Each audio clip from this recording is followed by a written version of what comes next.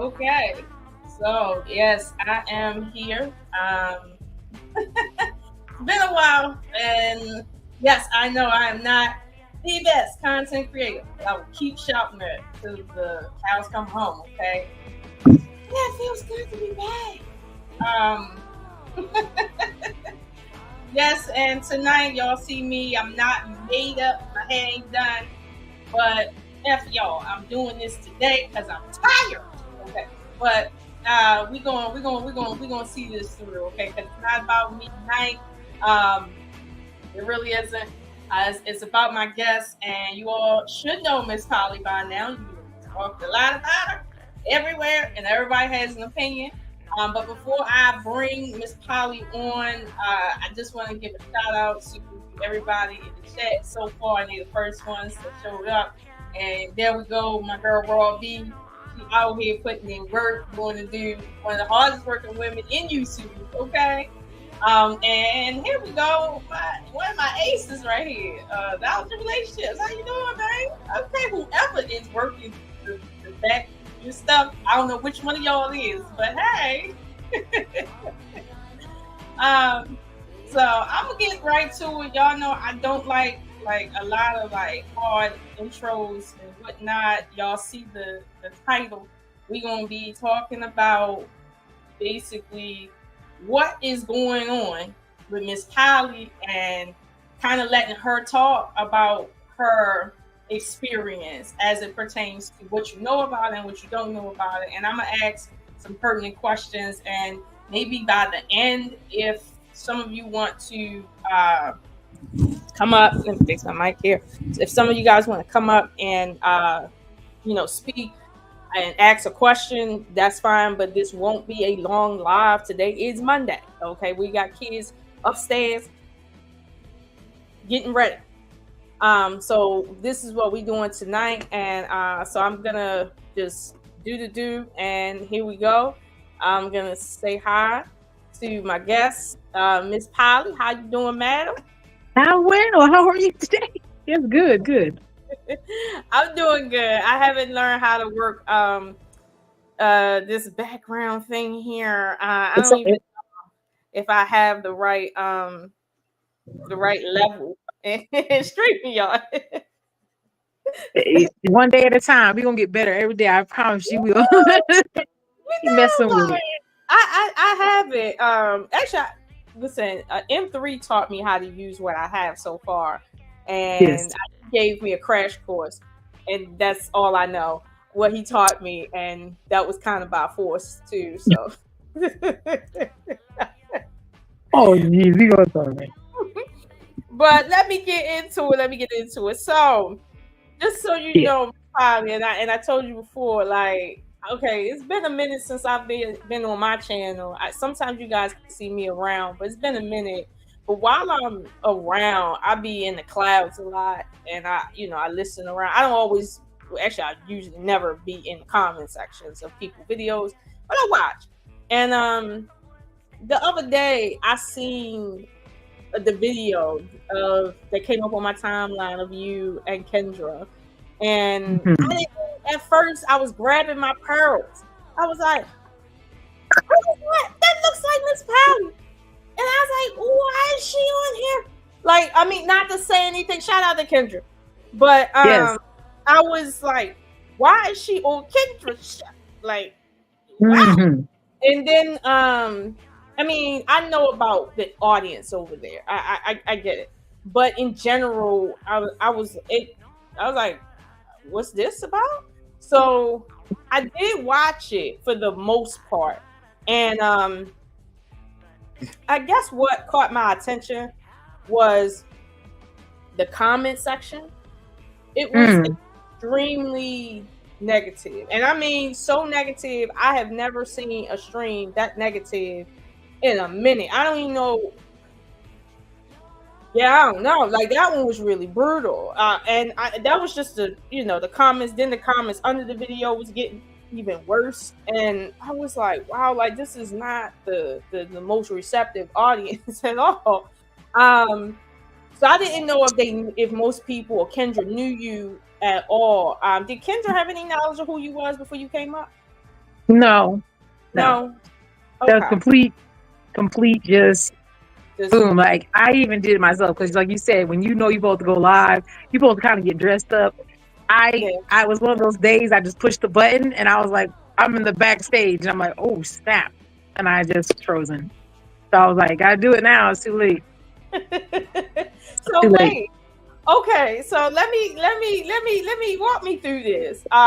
Because me and you, I've known you for a little while now, Yes. and when I seen you on Kendra, I felt like she's one of the last people I would think would be on Kendra's or even need to be on Kendra's. Okay. So that's when I saw you, I thought you was trolling for a minute. I was like, she can't be serious. She don't. Why she talking to Kendra? So walk me through that. You said so. You just decided to hit the button. Was that something you wanted to do, like for a minute? Like you just told yourself, "Let me get Yeah. this on my bucket list," or you really Yeah. needed the help? Yeah, I did like okay, so it was like a mixture of both. Um, I will admit I have ADHD, so like, being spontaneous, just like, let's just go for it. I'm gonna do it. Okay. That's true. I probably should call a friend when I do things. It's true.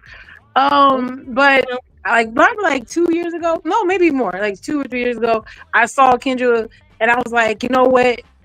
I was dating. So I was like, it'd be nice to go on there. You can meet more people Mhm. and you can reach out to other people. So I thought that was a cool idea to go on there. I don't read comments most of the time. So I was like, whatever. So I was like, that'd be cool. And that night I was at work. Like you see, I was at work. I wasn't like prepared to, some ladies get dressed up. I would have did all that. And Mhm. I've been getting denied for years. And then I was just like, just push the button and I was in the backstage. And then I was like, oh snap. And I was like, it was fine because there's probably other people ahead of you, right? There's Yeah. probably people that, I don't know how her order went. So I was like, I have to be the last one. So there's 3 or 4 people in here. She kept saying like 3 or 4 people's names. And I was like, oh, I got time. I can fix something up, I wasn't even dressed accordingly. Like I had like sweatpants under a dress. Like I was not ready at all. Like I was not. So then I was trying to get prepared and like kind of talk to like, oh God, I know there's stuff gonna happen, but maybe I had time. Mhm. I didn't. It was bad. So that was on me for lack of preparation, Oh, spontaneousness. okay. So okay, so Mm. that was a spur of the moment just thing you did. It wasn't nothing that you've been sitting on, like you really like it was just spur of the moment. It just kind of caught you Yeah. off. I would have Okay. been more prepared. Like I would have had makeup on. I would have dressed, had something, was better fitting. I would have did all that. I was not. That's, Okay. that's all Okay. it was. Okay. So that explains the surprise element of it. Let me ask you something. So, to my knowledge, people in the poly community have like communities per se, and there's Oh, like groups online, and like there's like one person know other people, so it's kind of like a connection, sort of a network sort of thing. yeah. I thought that when people, um, let's say, recruited for like legit, like for their love circumstance, they did it within the confines of, let's say, a community that was receptive to that. Part of the That's true. reason for my surprise was that the people that watch Kendra is highly critical of women specifically, not so much of men, but highly critical of women. Don't get me wrong, the men get it too, but not like the women. Mm-hmm. And I see people using the women off of Kendra as talking material on their channels, a lot, if not almost 100% of the time. Right. And so, I already knew you were gonna be on somebody's panel show doing that because I seen what they did to other women. Um, Yes. so, and help me understand, when you decided to use Kendra's platform, was it to legitimately put that APB out, or was it just like you said, just something you were just doing? It wasn't nothing that you was taking extra serious because it like. What was your thought process with that? Yeah, not extra serious. I wouldn't say like extra serious. Just you know, if someone wanted to say hi or someone wanted to say hello, it was whatever. And I was okay with that. It wasn't really anything really, I didn't think about any backlash. Like you said, why would I use that platform? Um, that is the one weird thing about me, even in this community, that I don't date within the community for the most part. Okay. That is very true. I have dated a few people who are poly, but for the most part, I usually date outside of it. Not any particular reason, but like usually it just ends up, it feels more natural that way for me. I don't know why. I'll just, whoever says hi to me, I'm kind of not like, that sounds so bad. Like if someone comes to me and they're attractive and they're like, hey, you know, and they're cool and they want to get to know me, I'm down for that. That's cool. So a lot of times the people just so happen to be more monogamous than anything else. Yeah, it's not like I'm saying no to them, but yeah, I know what you're talking about. A lot of people who are poly do not date monogamous at all. They'll actually say no, and I get that from my own community, is that I should stop. Okay, I have a similar circumstance. Not as far as poly is concerned, but you know, when you're a part of communities where it's kind of it's not private, but it's not for everybody, as I've heard you say. You can't really you can recruit outside of your community, but you're gonna have more no's. You're gonna give more no's and receive more no's than yeses, obviously. Oh yeah. So okay, I didn't know that about you. I just assumed that because these groups exist, that you were a part of it, and you're not necessarily a part of any particular like polyamorous or Is it other words other than polyamorous? Is that no? That's good. Polyamorous is like I'm head of one of the polyamorous groups on Facebook. I have one of my own too, and then there are some other groups that I go and I participate in. I don't mind being part of the community and have conversations. But I felt like my place in general has always been kind of like educating people outside of that. Maybe it's because where I live, maybe a lot of people don't. Everyone I see who represents what I'm doing, to me, is not necessarily doing it correctly. I won't even say it has to be perfect, but I feel like there's a lot of confusion with it. And when they're around other people, you get the name calling, you get all these things. And so I feel like just being out there, I've always said I've been an advocate. It's been like, well, let me just tell you that it doesn't look like that all the time. Being over sexualized, blah, blah, all those things. And I try to educate people on that. That's just where my heart is educating others. So I was doing that for a long time. That's why I kind of got on any platform. So I'll find myself around people who aren't poly, but they're maybe interested in it and try to see what it's about. But I know it's not for everyone. Okay. Well, that leads me into my next like inquiry with what I saw.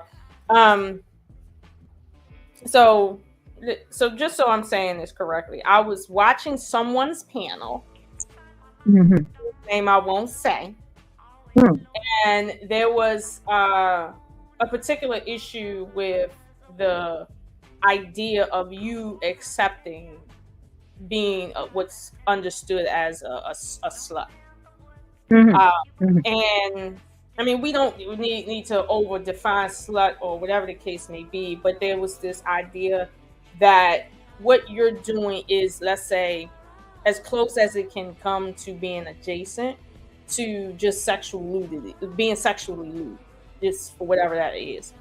And so there was this push for you to essentially differentiate yourself from that. Now, I'm not going to say I heard much differentiation because there was a lot of talking. Obviously, on panel shows, you don't get to really hear the flushed out conversation because so many people are butting in.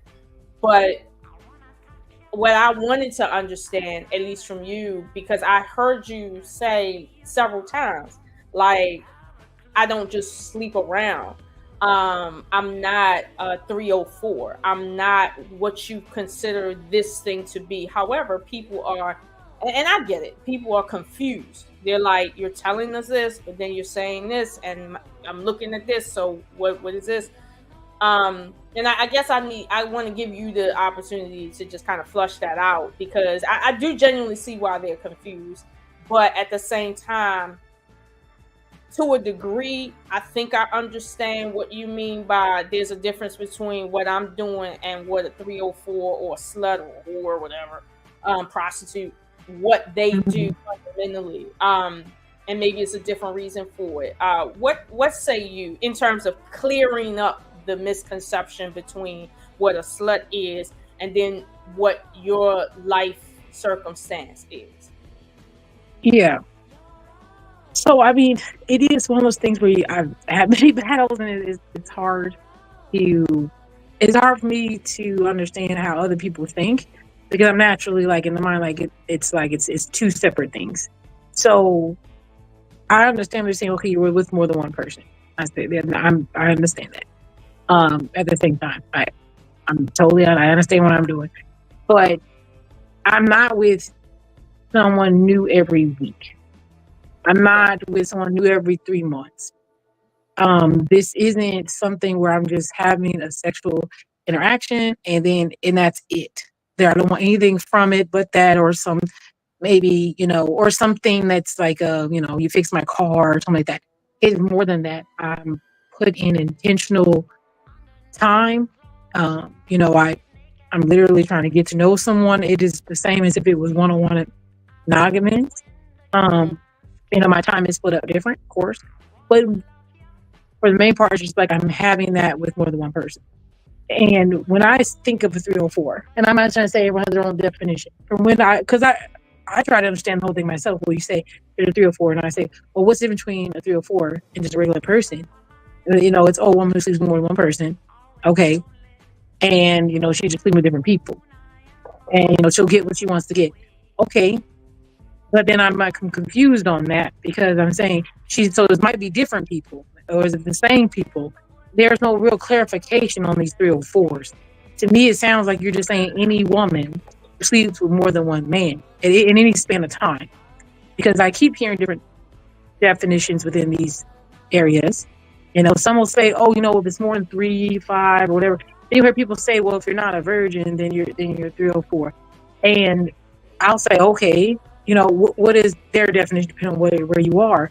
So if that's the case, I'm not doing that. So then I'm not. That to me, that makes sense. I'm not running through different men, getting what I want, and then running around, no connection, whatever happens. I have children, people, whatever. That's not happening. So to me, there is a mental connection with someone. I'm building things with these people. It's not just a fun time. There's a group for people who want to have a fun time, and they are called lifestylers in these groups. And we even know people who are poly/lifestylers, and we actually will mingle with each other, but we usually don't date each other because we don't even want the same things. So they want more of a sexual connection that's free, whatever. They want exactly what you're calling 304. So I'm thinking, oh, I definitely don't want to do that. For the most part, like you said, if it's multiple people, yes. And when I had that comment, no offense to anyone's parents or impact, I didn't know nothing about that. But what I'm saying is, if someone is asking me to submit to a definition, I'm fine with it. If you're saying that, hey, all women who have not been with less than one person are considered 304s, why everybody's 304, then I will submit to that. That means you have to count every woman. And if we're going to say 1 + 1 = 2, then that means mostly, that's 95% of women, okay, maybe less, I'll even give you 90, are then considered 304s. Because it's just even in this atmosphere, unfortunately, it is what it is.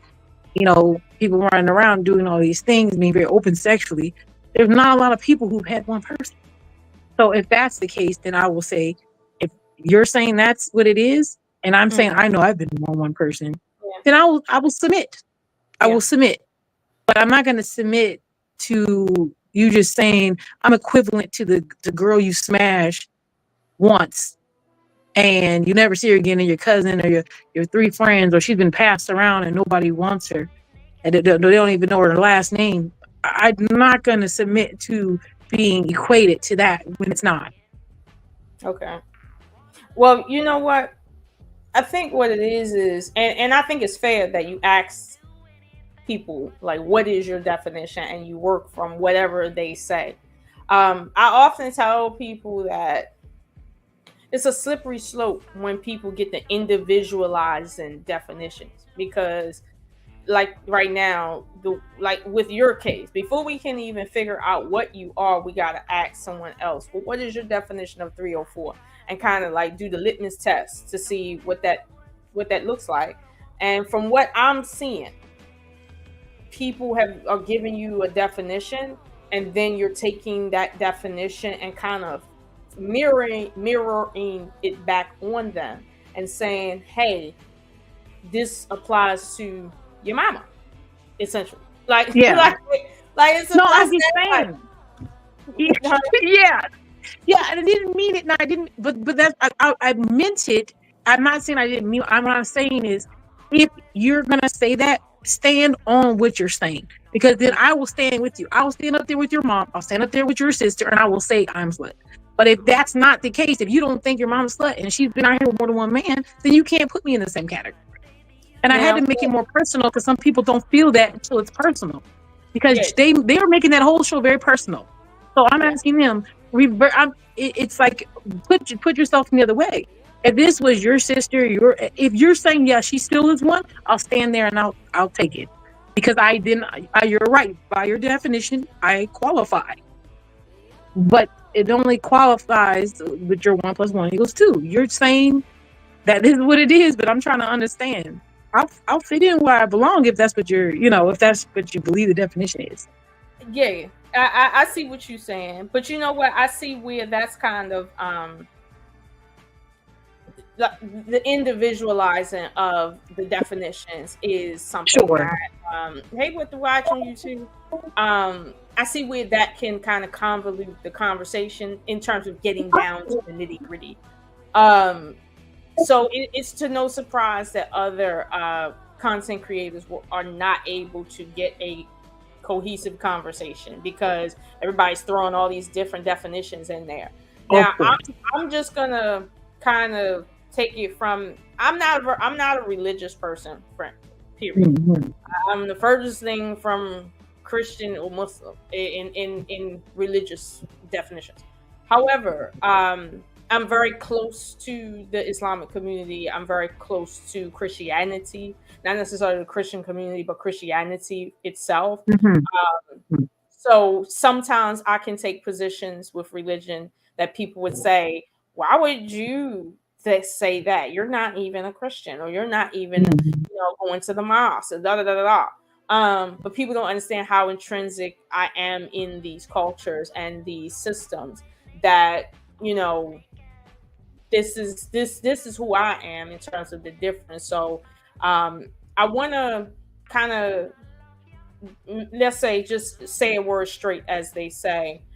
To me, right, a 304 slut or whore is someone that is not trying to cultivate a family, but is utilizing a component of, let's say, intimacy, right, that is reserved for building a family, which builds a community, which builds a nation. So they're, in a sense, bastardizing intimacy, because you're allowing your body to think it's creating something, and then it's just business. It's not for that. It's something else. So this is the unethical part that I think, whorism. I'll just say whorism. Whorism takes on this whole thing, right? That's me.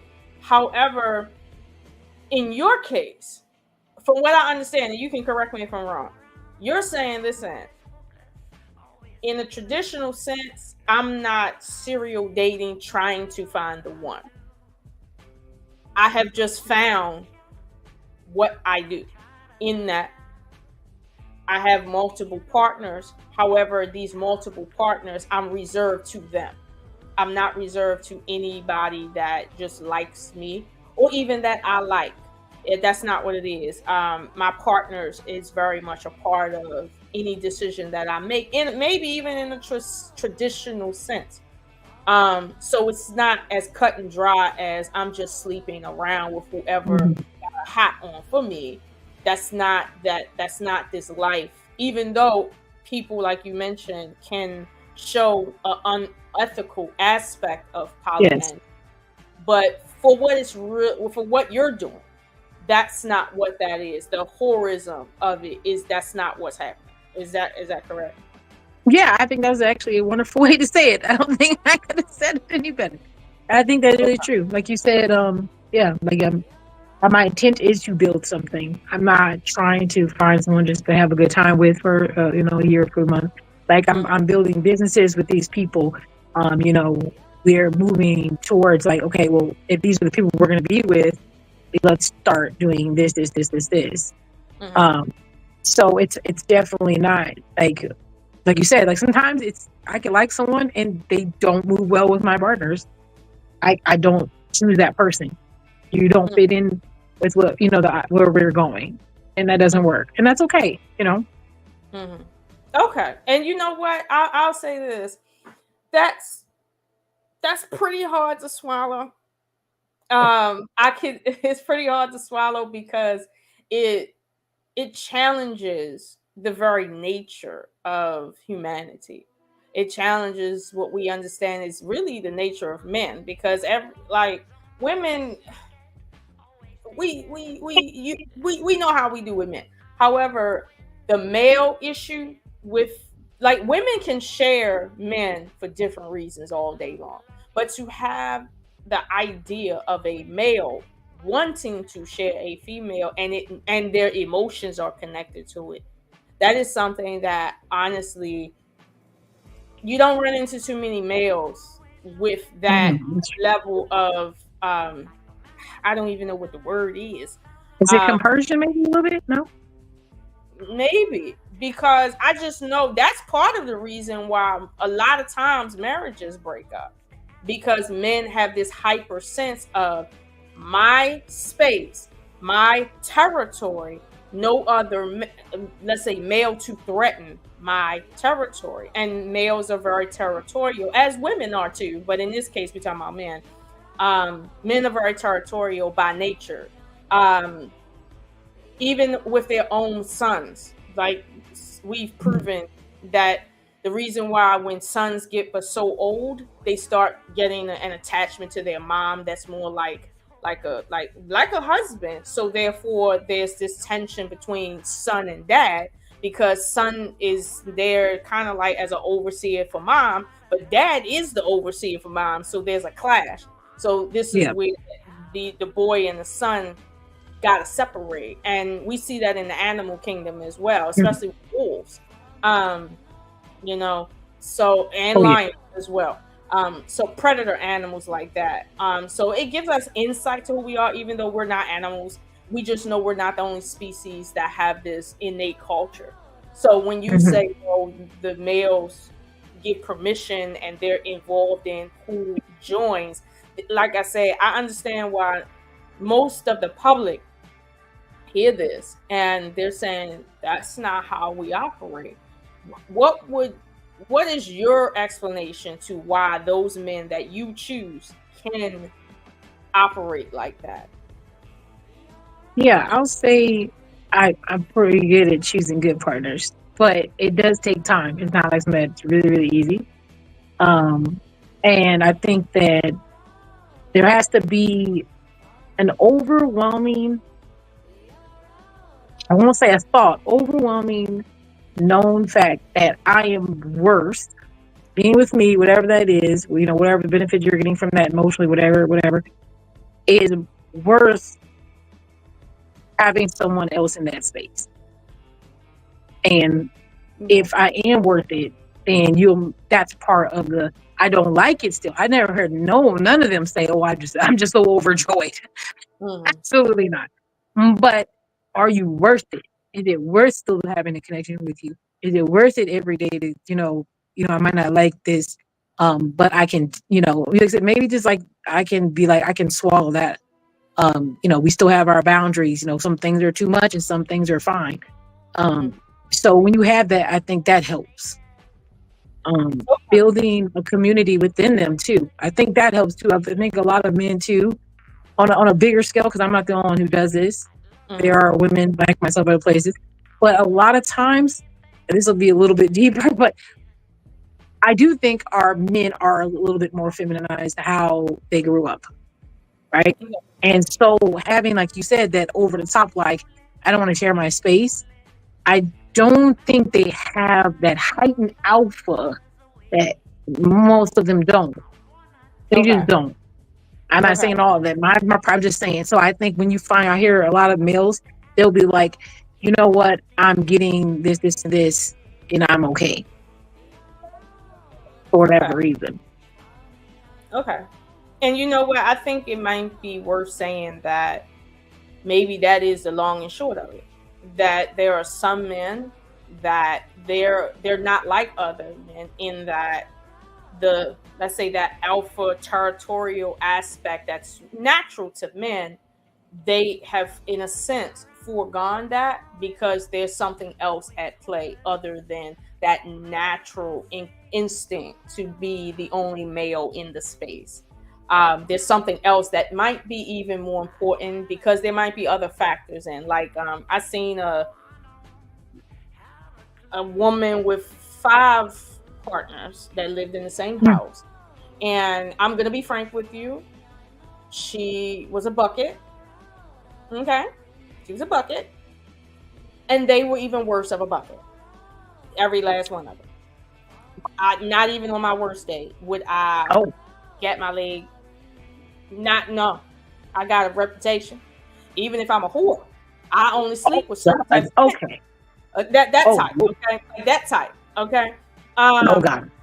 When that's what I'm saying. Like, I was like, so it Oh my. seemed to me, okay, and I'm gonna say it seemed to me that the reason why those men were okay with sharing, right, her, was because, in a sense, what they get from her is something that they obviously can't get from anyone Oh, else. okay. So Yeah. I'm not judging whether or not what they're getting from her is enough for them to forego that. I'm only looking at the fact that men typically that look good, that have something going on for themselves, that can garner a good woman, even if it is a partnership or multi-partnership, is like the reasoning is very much different, especially for men. So with Mhm. them, I don't consider those men alpha males for anybody stretching the imagination. They don't seem to be normal in terms of male territorialness. I would say what you said, that they may be extra effeminized. Male, I could just look at the way they were built and like some of their Mhm. mannerisms. Um, Oh yeah. Yeah, that's yeah. true. So I said, you know what, that makes sense. I seen another what's called triple, a Mhm. woman and 2 men, but those 2 men were those 2 transgender persons. Um, Oh, okay. so technically it's a woman and, but I it's a got you. woman, 2 transgender women. To me, it seemed like the reason why that worked is because those individuals still wanted a traditional family in a sense of a biological sense, but they still wanted to be openly what they want to be perceived as. So the best way to do that is to get with a woman who is accepting of their expression, that also wants to have a baby with them too. And you don't find many women like that. Like, I don't even know too many women in polyandry, polygamy, nothing that's gonna do that. But No. she is Yeah. willing to do that, and she wasn't like, I mean, she was all right. But I feel like the reasoning for the men, like the 2 transgenders, to want to do that is because that circumstance worked for that component of their life, and thus they settled with what worked for what they wanted. So to your point of, well, for what they want, is it worth it? I think maybe that is maybe the long and short of it, because some men, based on who they are and their lifestyle, it's not worth it to share another woman, because most men, and I read this online, will say, well, I can't, there's a lot of women out here, I don't have to share a woman, I got this, that, and the third, I'm my status here. Like, there's reasons why that don't work for them. However, for some men, like the woman with the 2 transgenders, they definitely lucked up with her. Let me just say that. But you know, and that's just another point too. Like, I'll just be like, I know I want some guys who are single and they're out here, and like, you know, there's this atmosphere which I actually don't agree upon it with women who are being, you know, they want the 6 foot, 6 figures, all that, right? And they're saying they're not being able to date. There's a big group of men who are saying they're not able to find women, blah blah blah. And I've said this before. I actually don't. I find it very strange that these kind of men are sometimes in my inbox.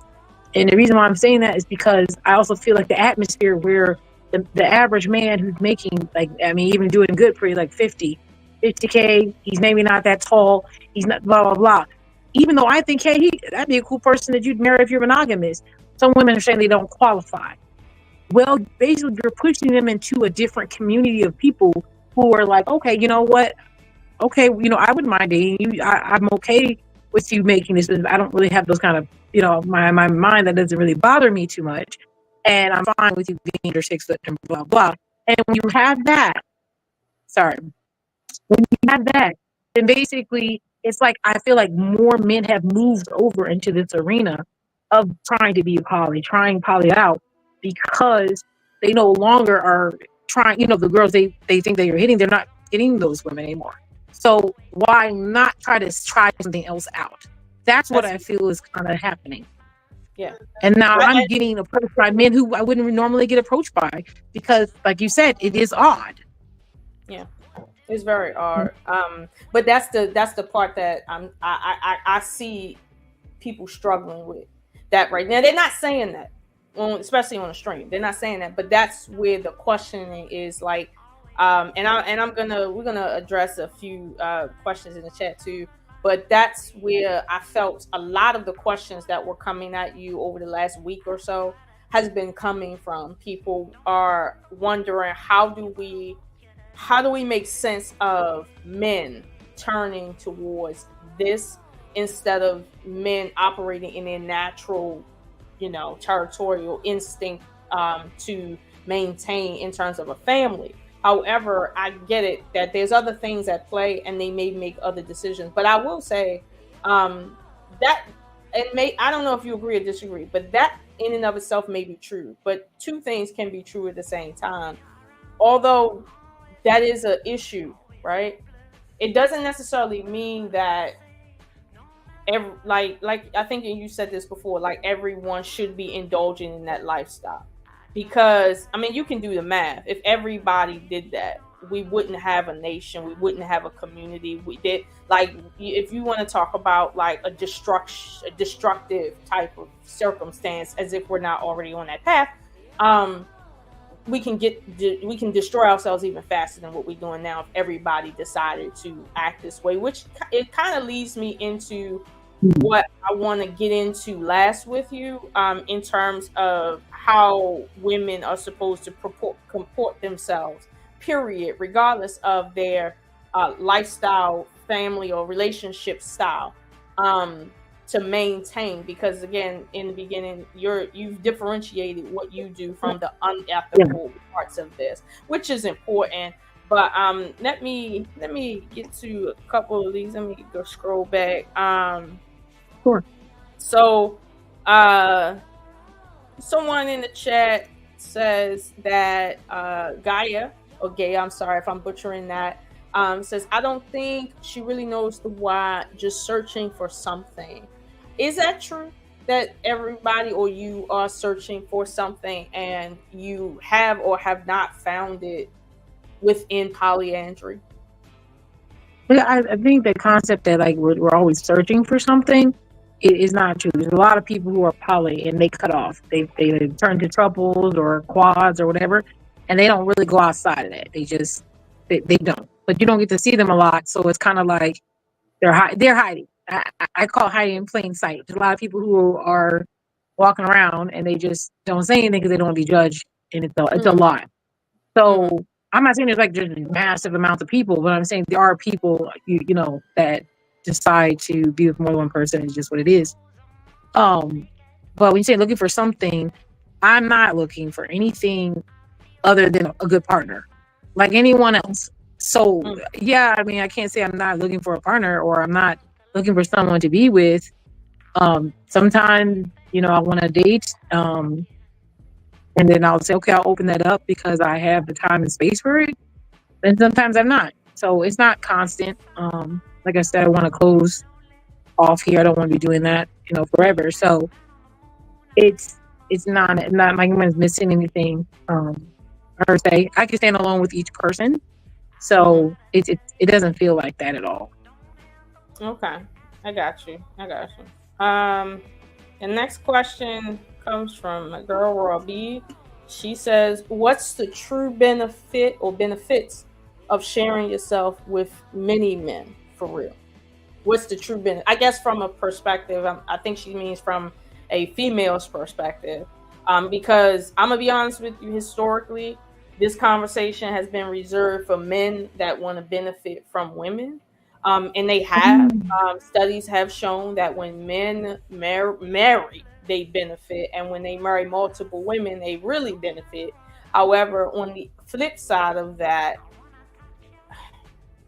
I'll be honest with you. I've watched some videos where there's like this, for instance, this one lady, she's married to 3 men and she has 2 children. She's widowed, but she's married to 3 men and they all live in the same house. However, none of them have a job. She's working and taking care of 2 children from a prior marriage, and they're saying that they really love her. What is the benefit as a woman doing this? Like, help me understand. Help, please. Okay. So like I try because, and it's just me because I'm just gentle hearted, and I apologize for that because some people think like I have to be cutthroat and nasty. I'm not. But if I was to say the benefit, without any judgment that I'm an asshole, is first off, I'm definitely getting way more protection than everybody else.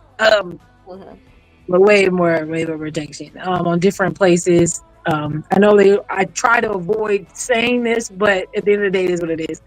Because when I'm saying that is because, like, yeah, each person I'm with, they're not necessarily good at all the same things. To be honest, like if something goes wrong, it's like I could go to one person and say, hey, I really need help with this, or something's wrong with. I'm going to give a real example. I think that's the best way to do it. I try to involve, but it's a real example. It's helpful. Okay, so I had a whole bunch of crap happen to me at the same time, which is annoying. But my car messed up, and I didn't understand what was wrong with it. And you know how that is going to get your car looked at. You know when you go in there and they try to get you. So I have a gentleman. I went down there to get the car looked at because I thought I was a gangster and I could get it done. And they told me like astronomical amount. And I was like, oh my God, why? So I told one of my partners that he's like, that doesn't sound right, but I'm not sure. I'm not that great with cars. Like, dang it. So then I know one of my other partners, we used to be in the Navy. And so he used to work on airplanes, things like that. And he does mechanical work and other things. So I was like, hey, you come look at this car because I'm being told this and this. And he's like, what is the guy telling you? Because, I'm doing some other stuff right now. So he got on the phone 3 with me and he's hearing the guy talk to me. He's like, no, that's not how much that is. He's correcting the man for me. And I'm like, oh, okay, I'm getting, help. So he fixed that. In the same movement, since I didn't have the car, I was in that way at the time. I was like, well, how am I going to get to work? Because I work kind of weird hours. Now my partners work when I work. We all work in some different areas. What do I do? And so one other partner is like, hey, I got you. So he would take me. And then I had someone take me home. Pick me up, take me home. At the time, making sure like I didn't have the cleaning business, so we would have cleaning business, and then we will do that. And I was like, dang, this is getting wild. Like, 'cause I really helped. Then I was like, oh shoot, I still have to go buy pieces. Then someone's buying pieces for me. Someone's like, oh, relax. So I'm getting like help from different kind of areas. Not feeling as stressed out because I really don't have to worry too much about that at the time. So I was like, okay, we're all good. Because I can't get to every place. And then sometimes the kids, they need support. Not, if I'm not there, but my kid's dad, he works the same industry I do, and we work at night. So a lot of times there's stuff in the day we can't get to. So I have another partner And he would say, you know what, I got you. I'm gonna take all the calls, right now, because I know you're doing some other stuff. And so he would take care of that stuff for school. And so I'm getting supported all around. Okay. I don't have to like beg for it, They're like, I got you. She sound got big. You know what I'm talking about? Y'all gotta be there. I don't gotta beg. Is that a low key shot at the women that got a bag for? I don't mind. Let me say, Mspoly, there's some people that, yeah, they in marriages and they gotta beg for somebody to take trash out. Yeah. They gotta beg for somebody to come and do simple stuff. So I know what you mean. And I actually think it's good.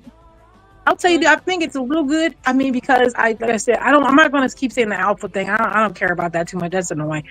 But I will say this: with men, there's a little bit of competition. At the end of the day, when one starts doing something and it starts getting a little bit, I notice everybody else starts moving kind of accordingly to start kind of being on the same level. I will say that I do see. Okay. So you admit that there's a little bit of that. There's a little competition. Never hurt nobody. I don't mind a little bit. Hey, listen. Okay. I like a little bit. It don't hurt nobody. Be like, oh, that's cool. We don't gotta be like angry about it, but hey, I see him. Okay, let me see. That's fine. I'm cool with that. No issue. Okay. Now I'll just say that the competition, at least from a biological perspective, it has its basis in winning the woman for themselves. But I do understand that maybe there's something else at play here. So I'm not going to stick on that, but I'm glad you answered that in terms of you're saying for your lifestyle, you do see a physical benefit of some sort. Yeah. Now I haven't got to the point where it's financial, because I do like to do my stuff very separate, especially since I also have my children's dad. He participates in paying for a lot of things. So I like to kind of keep. I mean, we're not all in the same house. We're not all so. Like if that day was to come and we're all like functioning, we're doing stuff, then I could see more of that happening. But when people ask me this question, I'm not gonna lie about it and say, oh yeah, we just all, if somebody, we want to go out somewhere, hey, somebody might get it. It's not like, it's whatever. I see what you're saying. So for what they can do for you, they do, and that's what you need. It ain't necessarily financial, because your circumstances is covered or your base is covered. I got you. I think that might make a big point, Ms. O'Shea. I never thought about that, because even when people with me, like when I first started, I was with my children's dad. When we first started this, he covered everything financially. I didn't work at all for a very long time. So like, if you're getting covered like that, and it sometimes can stress a man where they only know how to financially help you. If you can't, then it's like, what? Exactly. I'm just like, hey, well, that's kind of taken care of. So it was a little different. It was a little strange at first, but they have other things that they do, so it's cool. I see what you're saying. Now, some people, and we might can get into this later, would feel that under this circumstances, protection would be more so for you in a sense of leadership. And then they would want to know who's steering the ship, or is everybody's hand on the dial. But before we get into that, Miss Sherry Berry, hey Miss Sherry, she says most men have been in a side man predicament. How would you compare the two? I know what you're saying. Okay, that one. Okay, I think the side man benefit. Everybody who's a side man, side lady, I think what they really are for. It's for all the positive and no negative, because you don't have to deal with the negative. That's the other part. I don't get to say, hey, something happened to you. Oh, I don't want to talk to you right now. Nah, I gotta still be there when the negative happens, because I'm there fully. That's what I mean. So if something happens, which things have happened. I mean, it's been like 5 years. So like our partners, he lost one of the jobs that he had, and that was horrible. And he was like, this is crazy. And you're watching him mentally go through things, trying to find something different, all this. I have to be supportive. I can't just say, oh, you're not my partner. Like, it didn't work like that.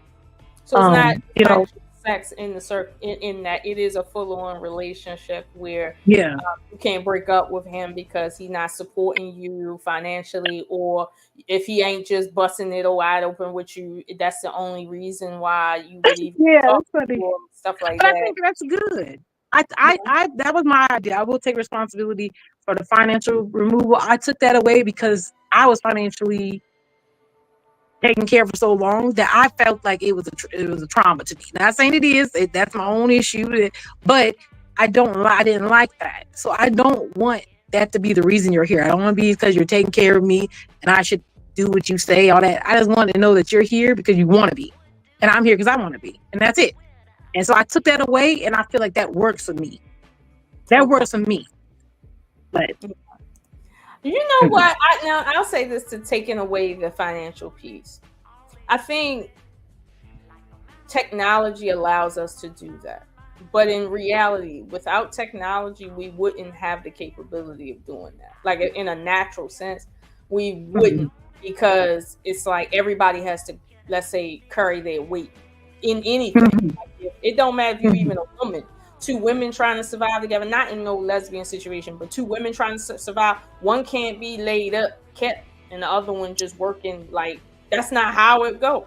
So it's like, we can say, well, in today's day and age, well, I'm taking away this whole financial need because I want something more than just you going out and providing. I want an actual person. I want someone that cares about what I'm thinking, how I'm feeling, what the fun we're going to have together, the memories we're going to share, versus just making sure food, clothing, and shelter is taken care of. Not that that's wrong, but that's where a lot of men find that's where they find their specialty in what they can provide. And that has its tie in the biological nature of men.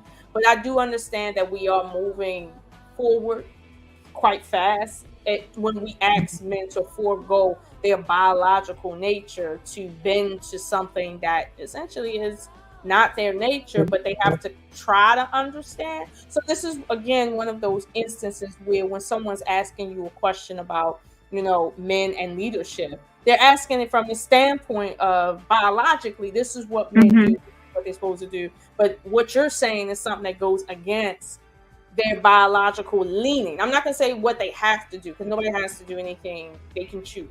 But men lean towards that in terms of what they give women.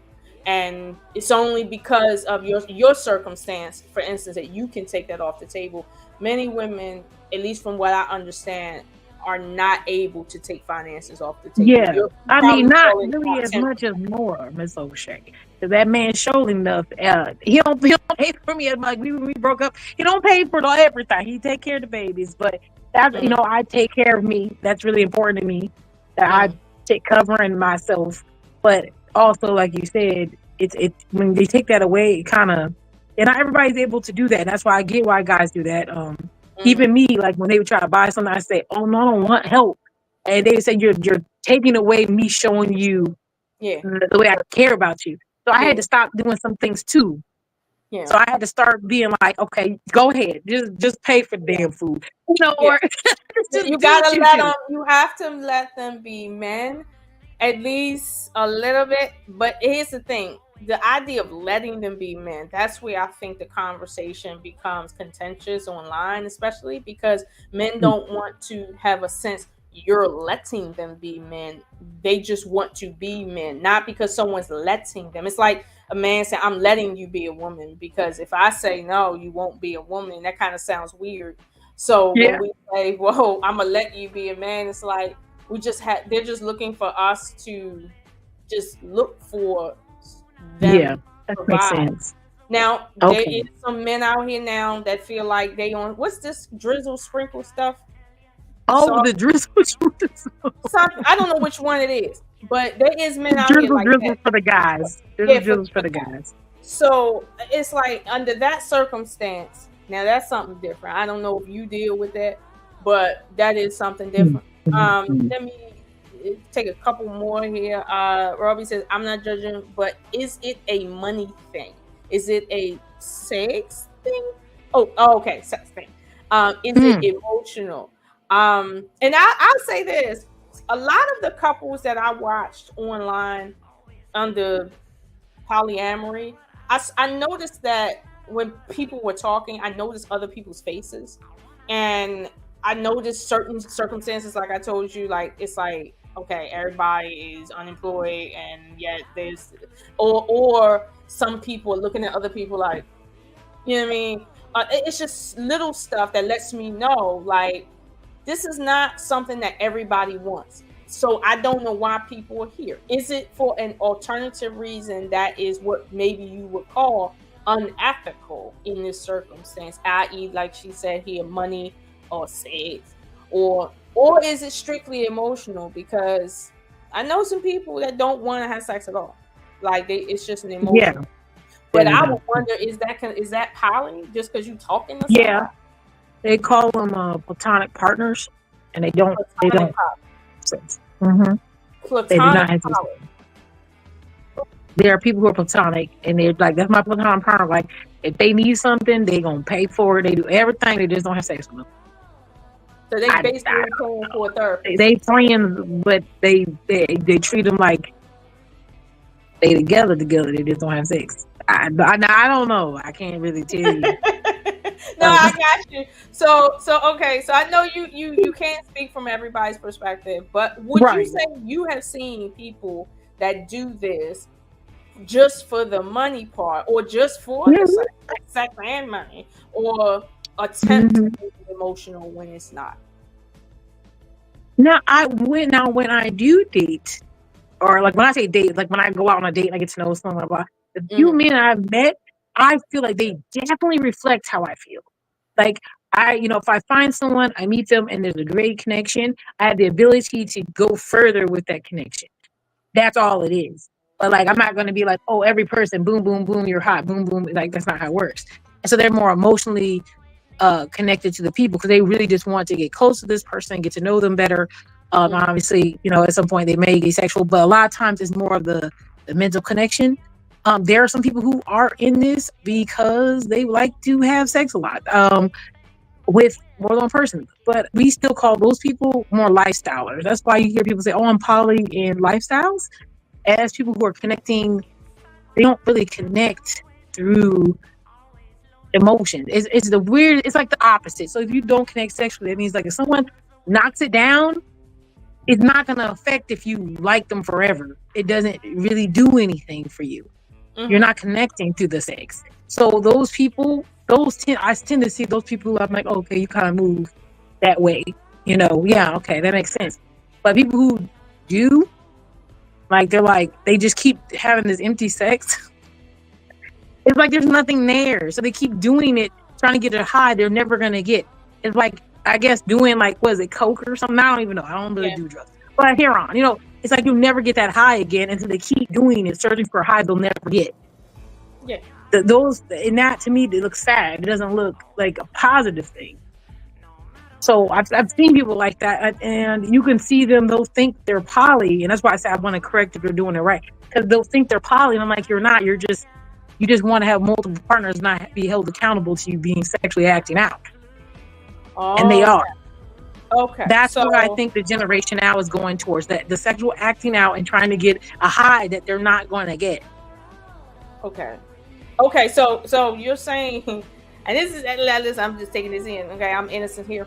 So you're saying that as much as people might try to indulge in polyamory, that is not something that is going to fulfill you when you approach it from the standpoint of wanting to, quote, just have a lot of sex and no commitment any specific place. Like, that's not going, just that in and of itself is not going to cure whatever it is you trying to get out of it.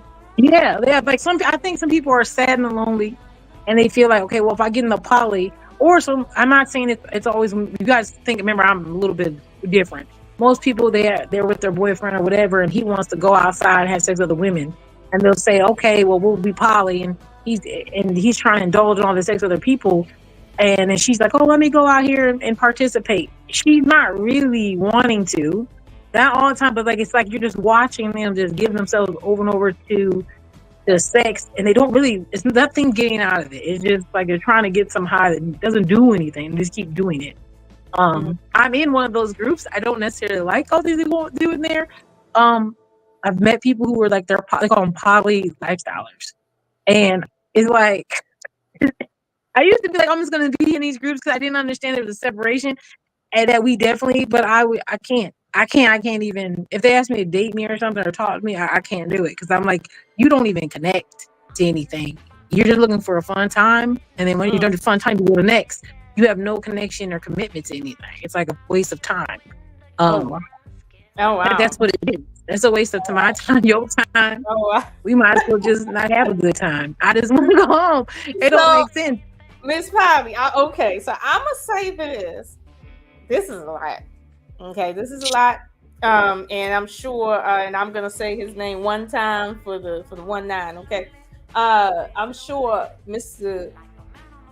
Ilkan Ali has not understood this from you. I'm pretty sure. I'm pretty sure he doesn't know this. Now, talking about that. Now let's talk about. Let me kind of skirt into something that he might be more in his little realm or whatever the case may be, right? So with that, right, what I get from you is that particular setup is not for everybody. 1, 2, it's not a matter of being sexually lewd at all. It is a matter of commitment on some level, maybe commitment in a level that might stretch the imagination, but nonetheless still commitment, not just willy-nilly, sex everywhere. Okay, so with that being said, people like Ilkan Ali has made it clear that women hear your story and think, oh, well, it's okay for me to just, sleep around and think at some point someone's going to marry me because, like, it's society accepts that I can do what I want to do. Anything I want to do, I can do what I want to do, right? Can you explain the limitation on how a woman is supposed to purport herself versus what this, I don't want to say lifestyle because I know you guys got different definitions, but this particular relationship setup, like, how does that work? And in my estimation, I would assume that just because you're involved with 3 men don't mean those 3 men want to see you out in the street looking like, I'm gonna be honest with you, like Glorilla or whatever, something like that. They don't want to see you looking like you about to twerk every time you at the restaurant. Yeah. You see what I'm saying? Versus like, that's what I'm saying. So there's this juxtaposition of what you do, that community, and what these maybe serial monogamous people are doing that is obviously, let's say, adjacent to that lifestyle, but it's not really that lifestyle. So it's like, how would you separate it? I mean, in layman's terms, how do you separate that? You know what? That's a good one, because I was also was called something on there that I think that would help this whole definition. At some point, I remember them saying that you seem like a prude slut, and that's why. I think that's what I was trying to explain before. Like, that I don't fit into the category of what they think about when they think of poly. I don't fit in a category of slut, but I have to be a slut based on that definition that was given. So, like, when I tell them, and sometimes I do get a little too personal. I've been told that by my partner sometimes. But I'm like, because I need them to. I'm trying to help you see. It's not for you to pick, but just to see. But like, if I say, like, I've never had 3 ways. Like, I never had that before. I've never, had people run a train on me. I've never done, backdoor. When I say all these things, I'm like, I've never done those things. They're like, oh, you must be lying. And I'm like, but why am I lying? Because it doesn't fit the narrative of someone who's quote unquote monogamous, who's running around. Because now I don't fit into that. So since I don't fit in that definition, then that sounds ridiculous. And like you said, you conducting yourself, I don't believe in messing with anybody's boundaries. A lot of men I have talked to or dated, it's like, I don't like the fact. And I've been learning the last couple years to be more serious with it. Is like, and I've been asked, like, what makes it different to be with you if everyone has access to you? So access was a real big thing that I had to change. especially being public on here too. Like it's like access. Like if any man can just come up and do what I'm doing, what makes it special? So like I had to start making lines with that. So when you say conduct yourself, like you have to make a line. Mm-hmm. Not everybody can get the same thing from you, especially with men. If you're with more than one man, they can't. Not everyone can have the same access. Every one of those men value access like it's no other. The access to your body, access to your mind, access to your time, and you have to make a point to prove that that is different than with any other man and different with friends. And so, I do try to do that to the best of my ability. Like I said, I only cook for my boyfriends. Cook for no other man. There's things that I do that sound like it sounds traditional, but it's not, because I know they value that. I know they value those things, even though I'm like, whatever. It's cool. I get you. I get you. It's a thing. Like I know for me, I have a lot of people I know, both males and females. However, the person that I'm in a relationship with, there's certain things that's reserved just for him. Which separate that relationship that might seem like other relationships, but it's very much not. That relationship, the level of conversation I have with him is not the same. Obviously, I'm not sexual with anyone else but him. I don't call on other people to help me in places where it's really his first responsibility. Now, if he can't, obviously, I'm not going to lose the house. But I give him that respect. Just like my father, if I was single and I need something, I'm gonna call my dad, because that's my father. I get it versus calling my stepdad versus my father or something like that. Yeah, like that. I would give him that respect, but it's like, again, there's this big push to help women understand that there is no benefit in being a 304. It's not. At some point, if you want to talk about biologically, we can prove that the more that you are sexually lewd in the street and you think you're competing with men in terms of racking up bodies, you're actually racking up issues that affect your autoimmune response. That's a whole different scientific conversation, but there's been studies to show that the more you do that, like, it's a problem. And so on. But I think, and I get what you're saying, you got to kind of curb your language to say, okay, not everybody has access to me simply because, I don't fall under the banner of monogamy. That doesn't mean that anybody who just want to have sex with me can have sex with me. That's not the setup.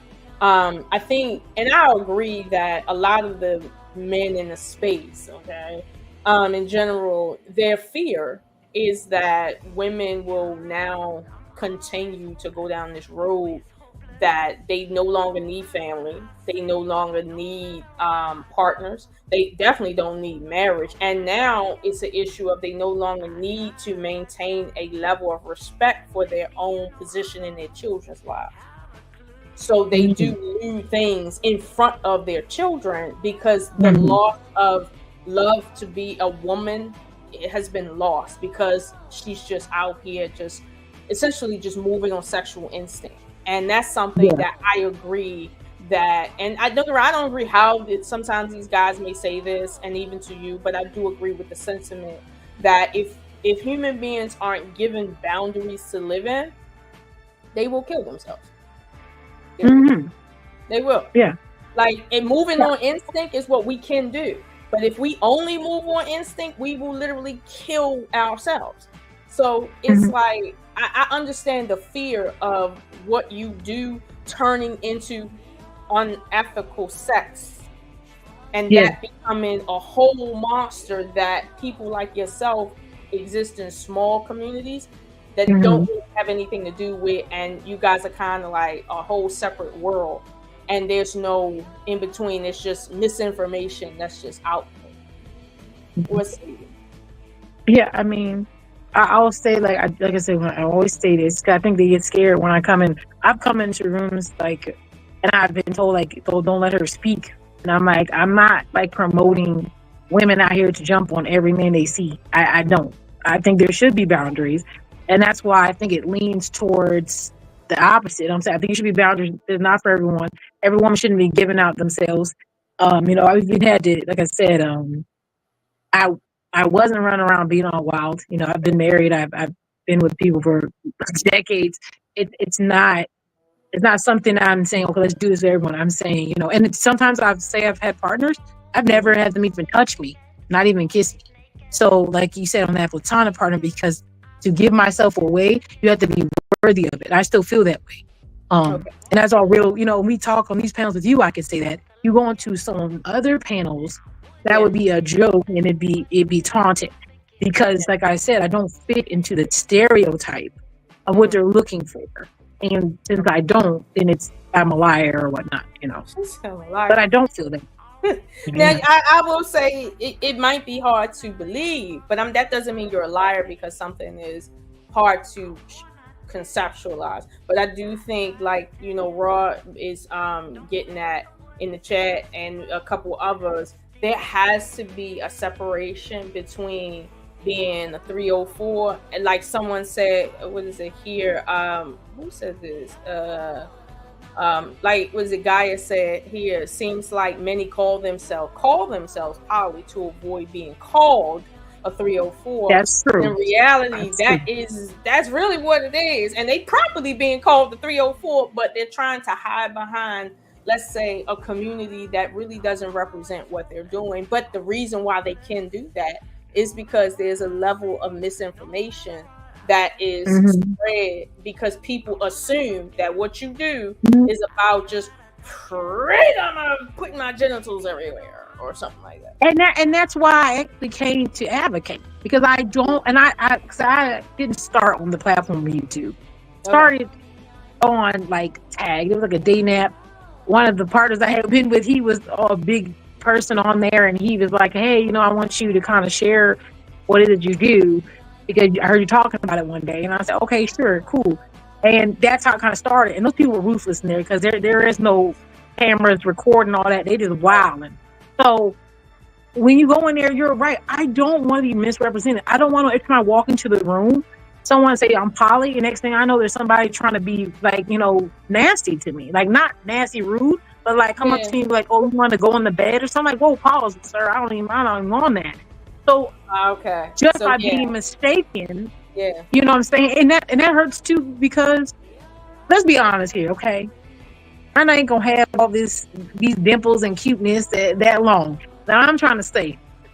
Yeah, I be on here sometimes and I try to look pretty and try to look cute, whatever. But at the end of the day, like, I know what it looks like. And so I have to kind of, it's just like this weird place to be in where you can't be too much cute or too much getting too far. You can't have too much fun, because then all of a sudden now I'm perpetuating the idea that's what I'm doing. And I'm like, dang, that's not what I want. But like, sometimes I want to be cute or just be stupid or silly, and I can't.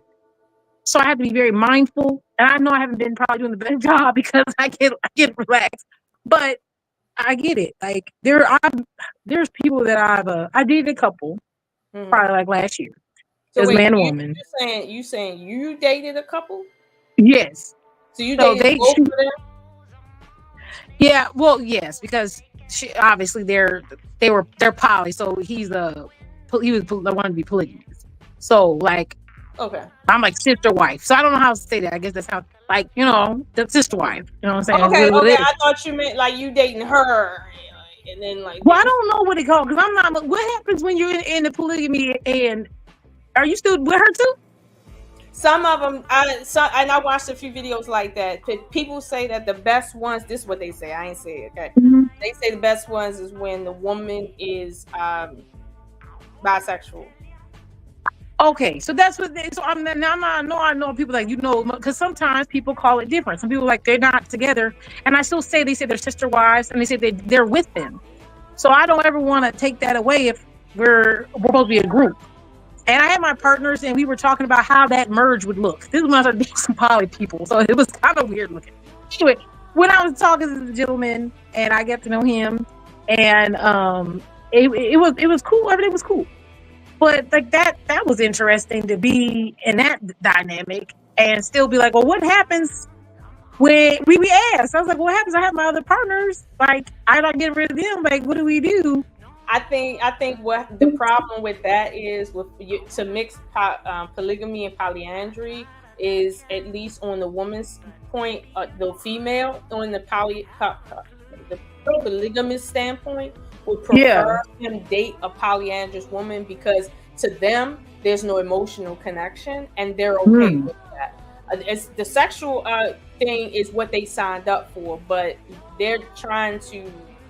The reason why they're okay with that is because of that. Because if she wasn't polyandrous and she was polygamous, now you notice there's a lot more jealousy going on, because there is no, for some reason, a woman that wants to share her husband with multiple wives, she's okay definitely with him doing polyandrous women.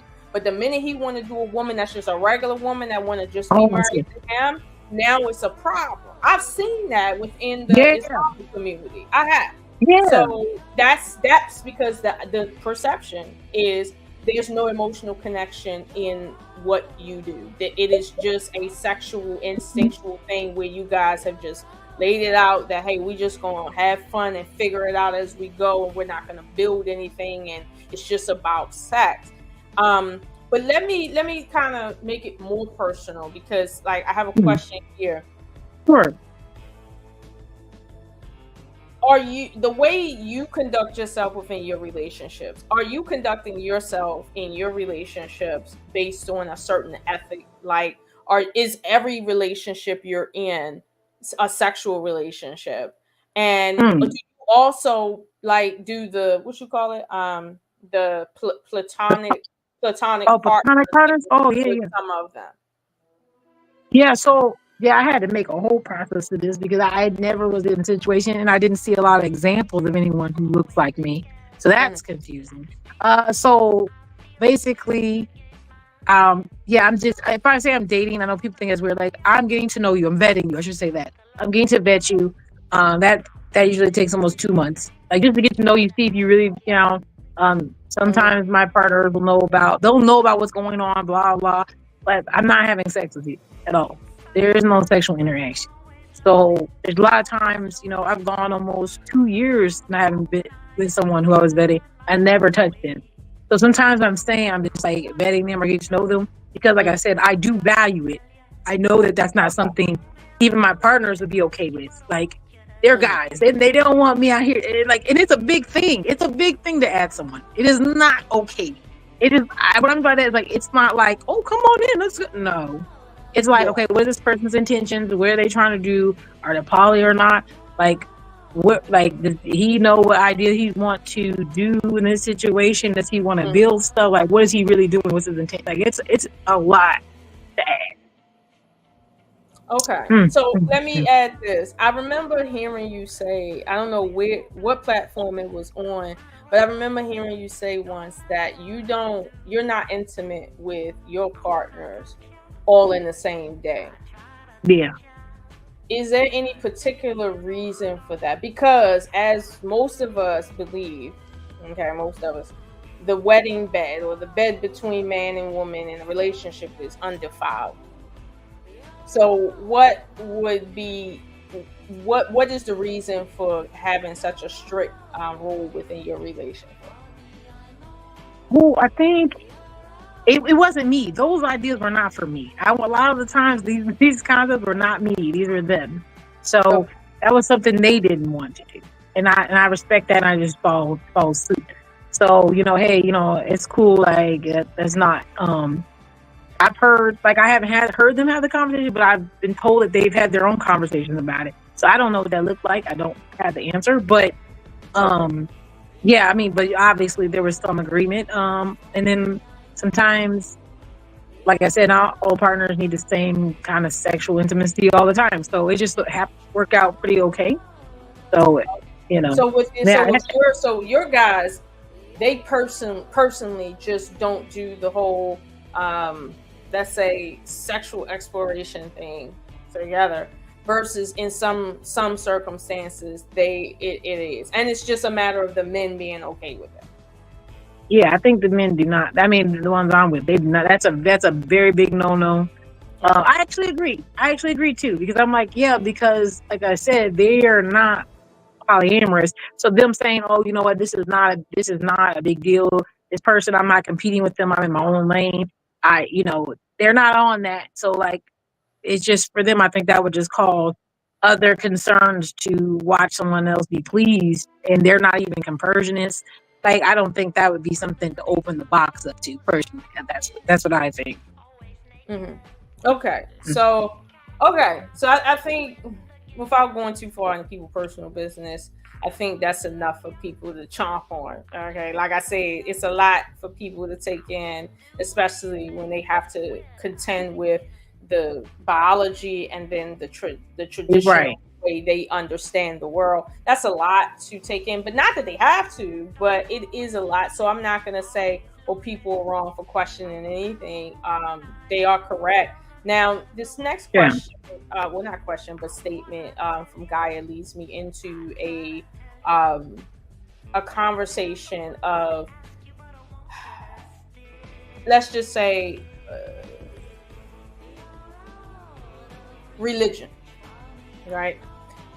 Some time ago, and Gaia, thank you for your statement. She says, "Don't being nice doesn't exclude one from being a 304. Respectfully, the only measure is your behavior specifically, and multiple penises at a time is it." That's essentially all that they see is multiple penises. So from this statement, you can see that people see it from a very basic position that if Mm-hmm. you're okay with taking more than one at a time, like at period, whether more so, let's suppose you was in a marriage, right? And then you had two platonic partners. I think people could swallow that more than I have three husbands. I think that's what they could swallow more. Right. Because of the issue of taking more than one penis at a time and having your body exposed to more than one man at a time. However, even with this being the case, because I also heard you say at some point that people feel this way because they've been inundated with religion, right? That has given them these ideas that have set the precedent for them to essentially be over judgmental, right? And while I think to some degree that's true, I think I would disagree. And I would say that it's a hard assumption that Christianity, Judaism, Islam, these major religions throughout the world teach polygyny, right? Which is what they generally understand. These books, from what I know, give examples of what the culture was, men dealing with different women, however, dealing with family members, okay? However, the books also specifically say, do not be in these types of marriages.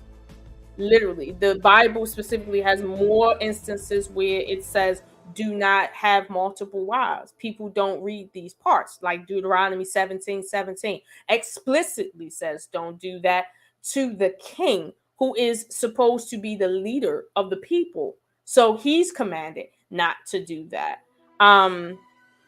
The Bible commands you not to marry sisters. You see men marrying sisters all the time. You see what we said tonight, sister wives. This is crazy. I don't want to sleep after my sister.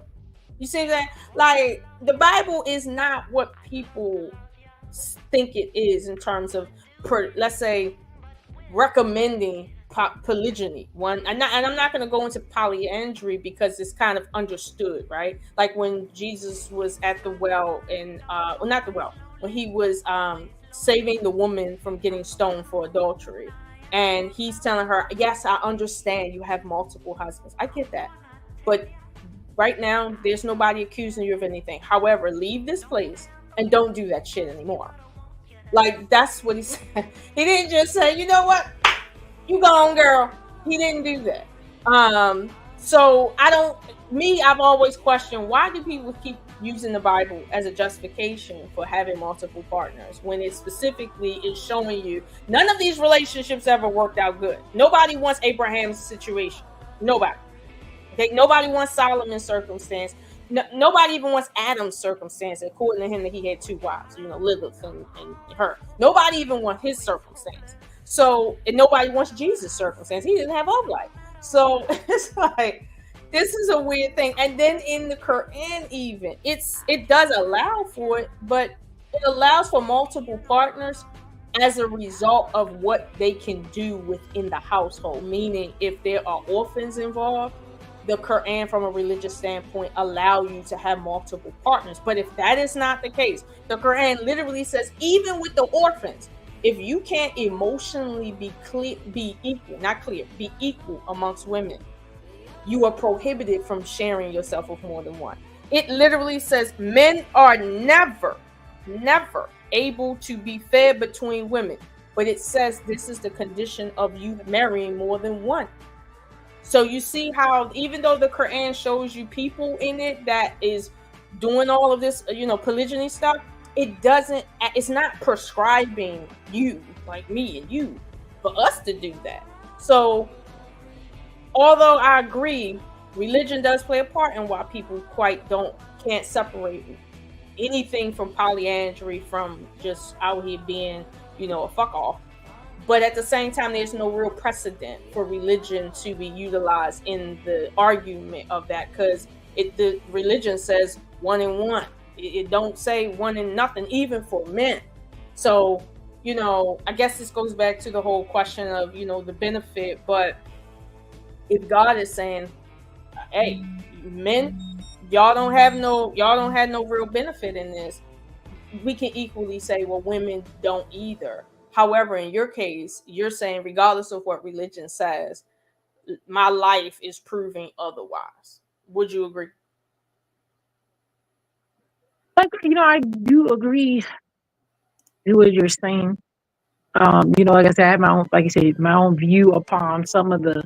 I don't like to don't open up the box religion sometimes, but I do feel like even when I was studying religion in college and things like that, I feel like at this point in my life too, that a lot of it is, when it comes to being, faith-based, is that, like you said, it doesn't necessarily say that you should, like, it's not pushing that. But I also know that things, in my opinion, there are things that have been tailored to look a certain way for certain things to be moving the way they want to. We all know the Catholics weren't the specialist people in the world, and they tailor some of it too.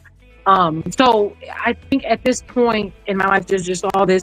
I think that most religions have tailored some part of religion to best fit the needs of the people in power. And sometimes they'll take out things and put in things they want to. That's how I feel about it. Don't have to mean that I agree. But I do know that there, I think it's Lawrence Martin or whatever, like, he even said, like, there's part like with the tithing and all of that. There are things put in place to benefit people in power. And if that was easily shown, why not it be other things too? Because we know there's a profit in all things. We can turn it and make it, for the masses. And so I do think that there are some people, I don't know what parts, and I'm not trying to argue that my part works. But since I am not in a definite place to say I'm 100% sure, then I don't really stand on it as hard as I could. So I just tried my best to be the best person I can be. That's all that I can do. That point, I'm not saying I'm against anything. I was growing up as a Christian, but at the end of the day, there's things about that, that I was showing some different stuff, and now I'm like, that's interesting. These books starting to look like all kinds of things. But anyway, I don't want to go off religion, but yeah, I do agree that it's not pushing. I don't think it's really pushing people to do these things. And I believe that for the masses, this is not for everyone. I don't agree that this is for everyone. But I don't think there is, like, I don't think there's, like, I'll say 20-30% of the world. I mean, like you said, like, when a lot of people are practicing religion, they want to have the wise, but a lot of people can't even handle dealing with just themselves and another person. I don't think, don't do it. Don't do it. And that's okay. I agree with you. There are people that run to certain communities because they perceive that those communities don't have no rules in it, and they're running from religion, right? They're saying, well, I don't believe in this religion, so I just want to do what I want to do. And thus, I think this particular community would allow me to just do what I want to do. And that's not true. Like I'm a part of a community that I've noticed that people will come to when they're angry with finding out, you know, that they don't necessarily agree with one religion or another. So they come to that community thinking that, well, this is a free for all situation, and anything I'm doing means that I'm not going to hell and it's right. Da, da, da, da. Meanwhile, you realize, in a sense, and I say this carefully, sometimes it's better for them to stay in religion. Sometimes.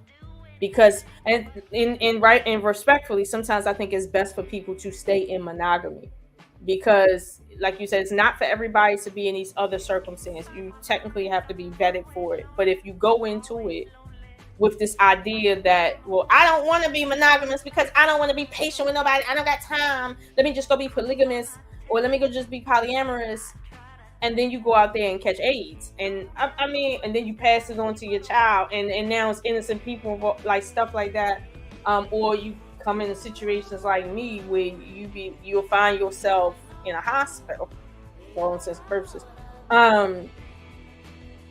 Yeah, no, it's best that you stay where you see there's rule of law, because the religion and certain communities have its place. You see what I'm saying? It does.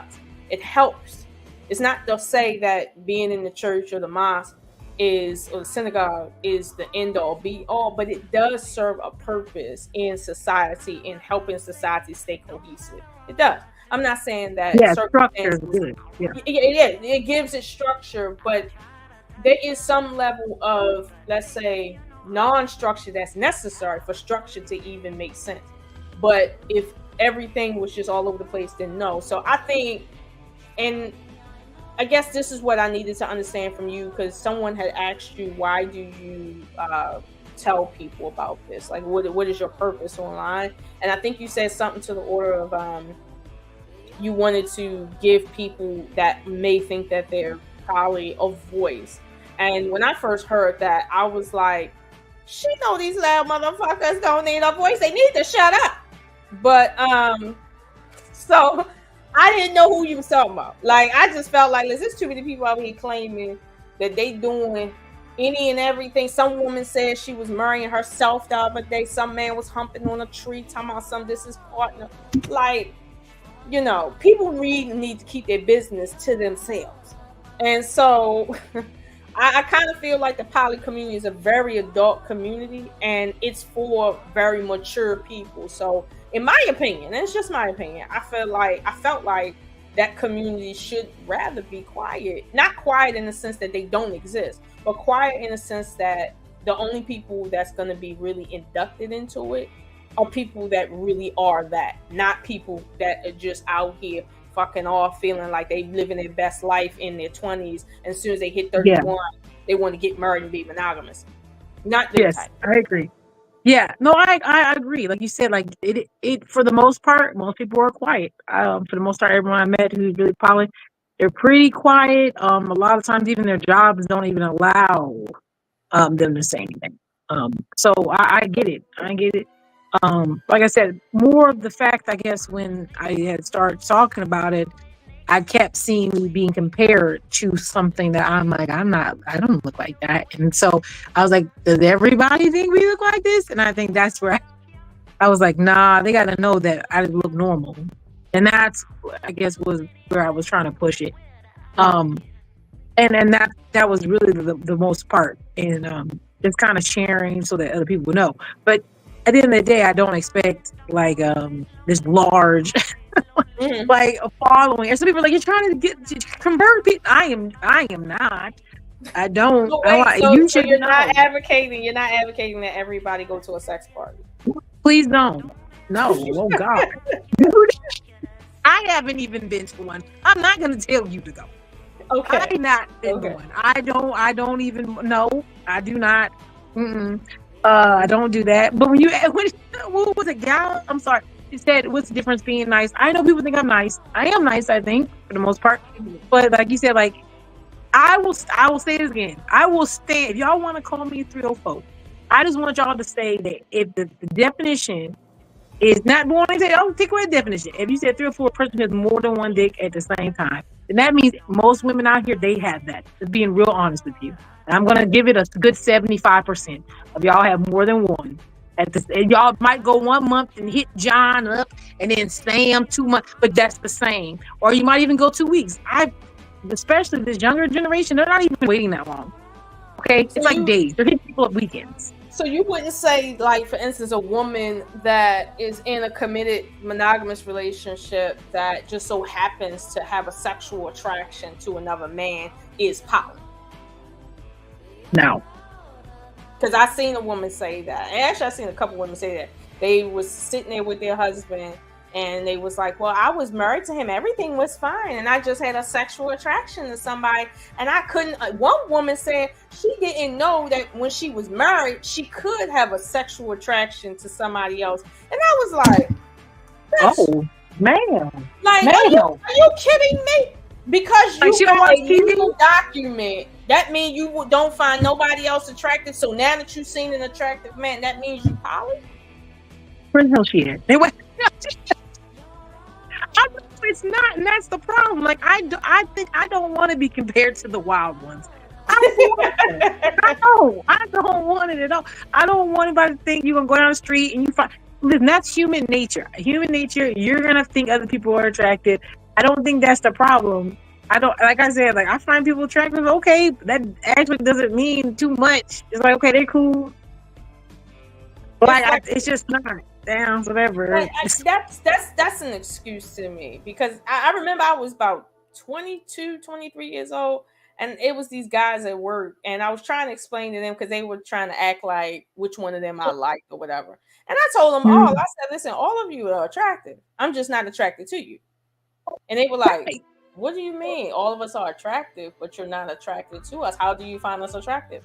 And I had to break it down for them that having two eyes and ears, for me to see that you are an attractive male and you have a great personality is one thing, but me wanting to invest in you and share my body and open myself up to all that's up in your urethra or whatever, like that's not those two things are not the same. I can find you attractive and not try to be finding you. Like that's the thing. So if that's how it is for people who are not in relationships at all, let alone polygynous relationships and polyamorous relationships, I found it very disingenuous when she said that under the banner of being polyamorous. Oh no! Whoever she is, we're gonna deny her. Find her video and put deny. Her application to be polyamorous is denied. You know what it is? The video. I wish I had it queued up. Because the video itself is it's long. Hold on. Yeah, it's long. It is very long. But I watched it because I was getting ready for this. And I think I watched it yesterday or the day before yesterday. And she was sitting there and she was a white woman or whatever, and her husband was right beside her. But I noticed the whole time she was talking, right? This was him. Ooh. Like looking dead at inside her ear. That's how much his eyes was like this, like to her. And while she was talking, and I'm like, what is this? And so this is what angers me. And so I understand why certain people can be like, Mspoly, you just out here promoting for these hoes to be even bigger hoes and teach the next generation to be bigger hoes. Now, mind you, the next generation got some serious problems with technology and connecting just because. And so if you add in this, it's like, okay, we can't do this. So you know what? I think what should be remembered is that commitment is still a part of poly, period. That's the biggest part. I think that's the biggest part people miss. I think everyone hears all the other stuff I say, and they're like, oh, you said you had sex with them. But I think they're missing the part where I'm saying, like, they're like, oh, how can they be committed to you? I'm telling you right now, because it's happened before, if something goes wrong, they're there. It's not like, oh, well, she got somebody. That's not what it is. If something was to happen to me, it would matter. It would matter to me if something happened to them. And it is what it is. But the ones I was with the longest, it got to the point where, like, if something happened to one of them, they would step up for the other one. So it started becoming more unified, and we just function as like we're here for each other, like the village idea of a village. And I know it's hard to understand, but that's more is what it started turning into. So, something was wrong, and like I said, I'm not a man, so any men out here, you want to talk to somebody, they say talk to your friend, they start having those conversations. Where I come home, maybe somebody came up for lunch, and they're having a conversation because someone is just wanting to have someone to talk to. That is where it started becoming more community, and then I saw that they started seeing the value in just knowing each other. So, a lot of men out here, in my opinion, once they get to a certain age and they haven't had any college buddies and blah blah blah, and a lot of their friends are just on their own mission, when they have other males around, that also helps them have interaction with someone who understands them. You're not just having to go back to your mom or something, or your cousin. You may not have that. And so it started building more of a community in that sense. And that's why I said not everybody needs that, but I saw that starting to happen. And that seemed pretty cool to me, that they saw value in, hey, that guy's cool too. And I know that's like, yeah, that was nice to see. Yeah. Gaia says, how are they there answering the phone? You can have platonic friends. Well, Gaia, according to, Mspoly's situation isn't exactly like what you might see in every case. From what I understand, she doesn't have a traditional setup where like they live in the house with her and they like have like it's that's not the case. So her relationship with them is much like what you understand as having, like, you have your house, your boyfriend has another house, but you guys are in a relationship. And yes, there can be a platonic friend involved, but that's a different type of relationship that at least I'm understanding can be involved, but it's not sexual. And I will say some people would say they wouldn't consider that an intimate relationship. They would just consider that one of your best friends. So they'd be like, but you can't be friends with men though, ma'am. Remember, everyone says you can't be friends with men. Okay, so if I can't be friends with men, he can't be my friend. I get what you said. So with the talking point of men and women can't be friends, then platonic relationships would qualify as intimate relationships. Yeah, we need to. Yeah, okay. So I'm trying to play in the poly world, but I live in the monogamy world. And I'm trying to make things make sense to everyone else, and that's kind of hard sometimes. But like, I know what she's saying. Like, yeah, one of them does live with me. We live together. We've come together, and then at one time, all of us stayed together. Our partners had moved, and he didn't want to just move into the next place. He wanted to take time and find a nice place, which was very nice place. But anyway, he took the time to do that, and we were like, yeah, you don't got to go get like a Airbnb. Like, stay here, that's cool. And that was interesting. So I had my own kind of challenges being in the same house with two men who weren't used to being in the house. It was a lot. So it wasn't easy. I'm not saying it was easy as pie. We have had a few arguments, all three, where we're like, oh Lord, and it happens, but we moved past it. It wasn't something we dwelt on forever, and we were fine. So there's things that's happened, but for the most part, like, nothing really like changed dramatically, being in a situation. But I understand, like, yeah. And then like one of our partners, it's been like what, a couple months, and that he doesn't really have as much interaction because he's newer to that, and that's not, but coming by and stuff like that, he's just started doing that, maybe 4 months ago, like, to the house. So that's new. So okay. Now this is a question I had. Miss Shari Berry says, why are you dating out under the circumstances?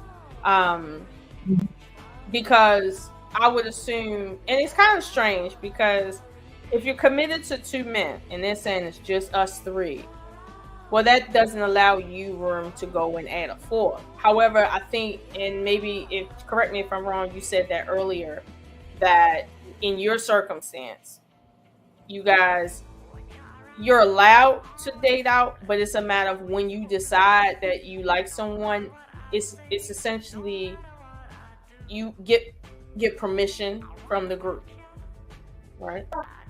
Yeah, well, so yeah, it's kind of started to change. Like you said, as things progress, it changes how I started. So I used to just date different people, and like if I was interested, I'm open to the conversation. And what I mean by that is like you said, like in my inbox, there's probably guys in the inbox, right? I'll go in the inbox to somebody and say, hey, I want to get to know you. Or someone want to call, on my Facebook or something, because I also help with relationship stuff. They'll be like, hey, I'd like to get to know you, or they come into lives or whatever, and I talk to them. And that's cool. And then they'll usually say, like, I'd like to get to know you differently. And I just have the opportunity to say, okay, well, maybe I can see where that could go. That's what happens. But like, yeah, I'll say open to the to conversation, because sometimes I'm not open to conversation either. Like I'm not in the place, and I don't want it. Like I don't want to have that conversation. There's been times. Well, there was a time where I was poly, and I wasn't with my partner anymore. It was just me and the gentleman we were with, and I didn't want to date anybody. So it was like I was monogamous for like 4 months.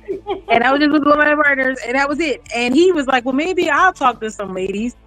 And I was like, yeah, whatever. Like, I don't want to talk to nobody right now. So that's kind of just an open conversation. And then I told people I was ready to talk. Okay, this is the big thing. Let me put that shit. This is the big one, because they asked me this. What's the point of adding if you think these guys are enough, right? And I said, okay. So also within that mindset, way back when, I didn't think like that. I was thinking, hey, if 15 years from now I meet someone and we are connecting, and he says, hey, I want to talk to you a little bit more, I'd be like, okay, well, I'm with men who don't want to move like that. And I have to compromise too with some of these things. So like, when are you going to say we're enough and that's enough? These are conversations I have too. Like, when is that going to happen? And so now I have to change the idea of, oh, well, maybe I can, if I meet somebody, I have the opportunity to say yes, but they don't want that. So now I have to say, okay, well, whoever we're with, that's it. So it's like more of like, okay, who am I going to spend the rest of my life with, building, whatever, our business, our home, like who are the people we're going to be with? So now I am on a timer. I wasn't on a timer before. So on it now. I am. I've been going on for about 2 years now. I am on a timer. I don't have forever to be like 10 years from now I meet someone. I don't have that. So, and that's okay. I'm it's worth it to me to stop. I'm okay with stopping. And I said, okay, I'm open to conversation right now. That's all I'm saying. I'm saying I'm open to conversation. Okay. That's all I'm saying. That's what was it? So I guess that might answer Robbie's question, and I'm gonna open the panel just for a bit. In a little bit. She asked about. Yeah, I'm just gonna run to the restroom because I've been holding this. You read the comments. Yeah, okay. I'll read the comments. So like I said, that might answer Raw's question about truly having love. Honestly, from the way, and this is not to dictate how it normally happens, but I don't see where people in poly are, let's say, they're escaping normal consequences. Like, Mspoly said she's on a timer. That timer has everything to do with time itself, getting older, maturing out, people kind of like not having the tolerance for certain things that they had the tolerance for before. And obviously that, certain things kind of come to a halt. So, I mean, and she probably can speak to it better. it might come to a point where she might only have one partner, and that's it.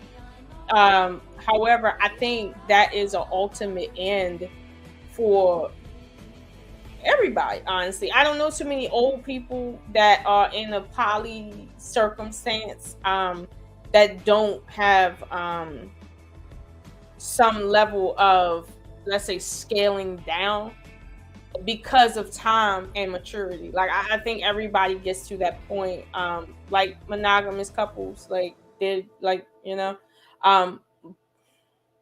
but there's this air that polyamory is, again, a free for all that, you know, allows people to just do what they want to do and benefit so hard because they're doing what they want to do.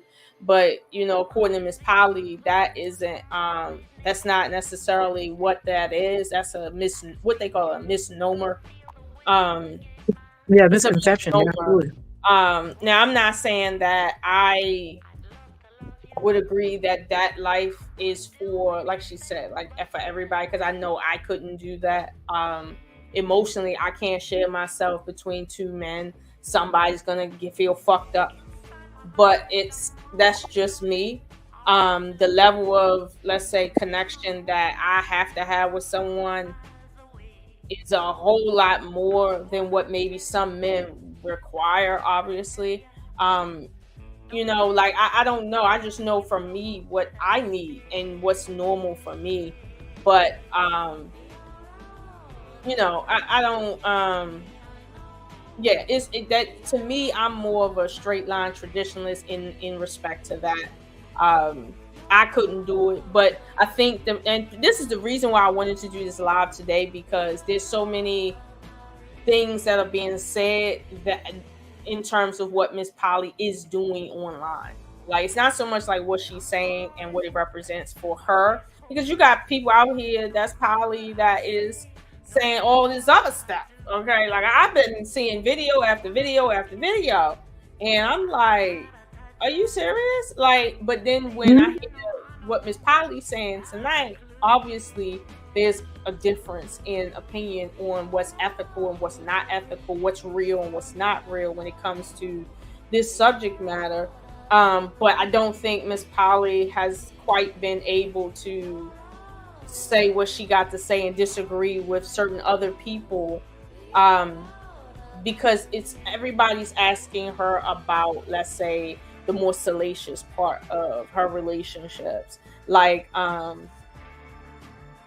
when she, you know, like, and I think I even had to ask just for clarification about, well, the idea of sharing yourself within the same day.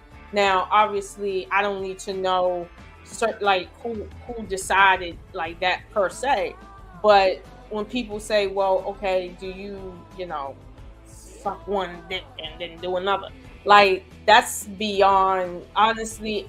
There's a lot of people that do that in monogamous relationships, and they don't consider themselves poly, but they do that. So these definitions will get me every day, but this is something that I think she had to kind of like say without being like interrupted, like, so that people can understand from her. Are you condoning 304 behavior? Do you condone women acting like 304s? In respect to not having no respect for partnership, for marriage, for relationships, for motherhood, for family, things like that. You know, what is her real position versus just seeing the word poly in her name and then seeing her saying that she has multiple partners. You know, now this here, it says, she says, Ross says, how do you balance 3 men and 6 kids? Now, I needed to ask you about the 6 kids. You say you got 6 kids. Yeah. I have 6 kids, and I took in 1 child. So wait, are these 6 biological children or 6 kids? 6 biological and 1 child that I took in. Oh, you got 6 kids? You got 6 kids by your husband? Yeah, I got 6 kids, yes. So okay. Because I was curious. I thought she said she had 1 child. I thought you, this whole time, I thought you had 1 son. That's what I was like. I know she got a son. But when you said Okay. 6, I said, well, she got 3 sets of twins since I last seen her. No, I have avoided that conversation. And I'll say this, just like some people were triggered about their parents, their moms and dads. I don't want to. I can hold water. I'll let y'all talk shit about me all day, but not my kids. And I'm not going. And I'll tell you right now, I might get on the plane, come find you. I don't give 2 cents who it is. I'm be honest with you, but I'm not gonna let anybody get me to that place talking about my kids. So I try my best to avoid that. So if you ask me, like, do you have a son? I'll say yes. Okay. If you ask me those questions, I'll say it. But I don't really put that out there because I had a bad experience on one of these podcasts. It wasn't on these ones. And I was trying to share, like, I didn't think women were devalued to the point where they could never, be in a situation with a good man. I'm not saying high value, I'm saying a good man because of their children. And so I was making that comment and used myself as an example. And that's where it took a bad turn. And like you said, a lot of times on these panels, instead of defending the argument, you start defending yourself. And that is not the place that I wanted to be in. But like, I always felt like, even with like, that's personal too, but I'm fine with saying it. I feel a lot of women are always trying to prove they can do something. I'm older now. This is not like, and as a young woman, especially if you're at your mom's house, wherever, you're always trying to prove them wrong. You're constantly in a place of proving someone wrong. And I was that person. So my mom would say, you know what? You have this kid. You can't get this. I would prove her wrong. And I kept doing that with men. So actually, the caliber of man I could hit has always gone up. It has never gone down. And it actually doesn't make any sense, but it was like I was always trying to prove it. Every man I was with, I'm their first baby mom, their only baby mom. I won't even say baby mom, no, the children. Like, I consistently was trying, like, okay, you're not going to find a college man. Boom. You're not going to have a man with a career. Boom. Like, I just did that. And I'm not saying I kept doing it like 5, 6, 7 times, saying I just kept proving her wrong. And that was where I figured out, like, I'm not trying to find people that I love and care about. I'm just trying to prove that I'm good enough. And I had to stop doing that. Because that wasn't for me. And that's I think one of the things I like to share these kind of stories is because, like, I'm not saying people, young ladies, like you said, that shame factor, because she said, I love them. But like you said, the shame.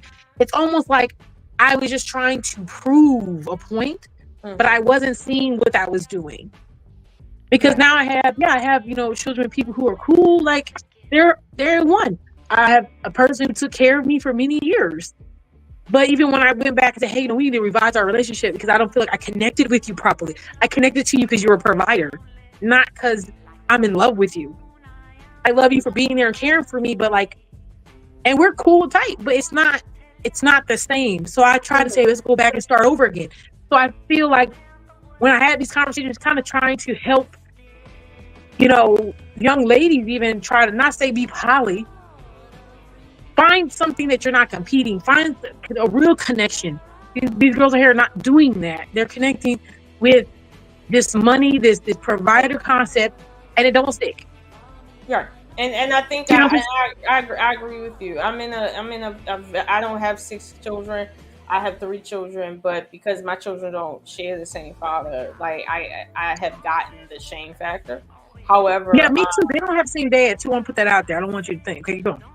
No, but I have a friend who she has 10 children by 5 or 6 men, but it's because she was literally doing what you said to her parents, trying to prove that she was good enough for a man. And I don't know how each one kept ending, but she kept feeling like she wasn't good enough, so she kept getting married even. And the marriage wouldn't last, and then she get divorced and get married again. And then she get married again and then divorced, and now she got literally 10 biological children by 5 to 6. I want to err on the 6th side because not too many of them got 2 children with her. So she don't got 10 baby daddies. I think she don't got 10 baby daddies. Okay, I know what you're saying, but still, it's like you're trying to prove. That was that's a hard thing. that's what she faced too. Because she had so many children by so many men, people said to her that she was a 304, and people didn't know she was literally legally married each time for all of these children. However, it seemed like, at least to me, because I knew her when she was a little young, it seemed like serial dating, even though she was married. It didn't seem like a marriage. She just kept going and going and going. It was almost, I don't know, but she had something going on, and she realized she had to stop and kind of look at herself and worry about herself, and not trying to prove to her mother or some man that she's worth it. And she had to really know that she's worth something. So she didn't continue to have more kids. I say that. But I think that it is true that when women get inside this mindset, like when they get on these dates and the first thing they doing is asking people to pay for their daycare, asking for bags, and ordering $300 worth of food, and always in their phones, and they like this weird situation where they just exchanging men out. That to me is disrespectful of oneself, one, and two, it's corroding our society in and of itself. I don't want my son out there on no date with women like that. And I'm spending every day of my freaking life trying to make sure he's emotionally stable for him to meet that every time he goes out, for him to feel like there's nothing out there for him. Like, I'm not doing all of this for that. So this is very disheartening for me. But I think, at least from the conversation we're having tonight, in these very mature relationships, that the conversation should be approached from a perspective of respect, one, and respect for the conservation of family, no matter what that looks like. Meaning this, you can have any orientation you want to have, but to disrespect the very foundation of how people come into existence, I feel is utterly disrespectful. It's the height of history.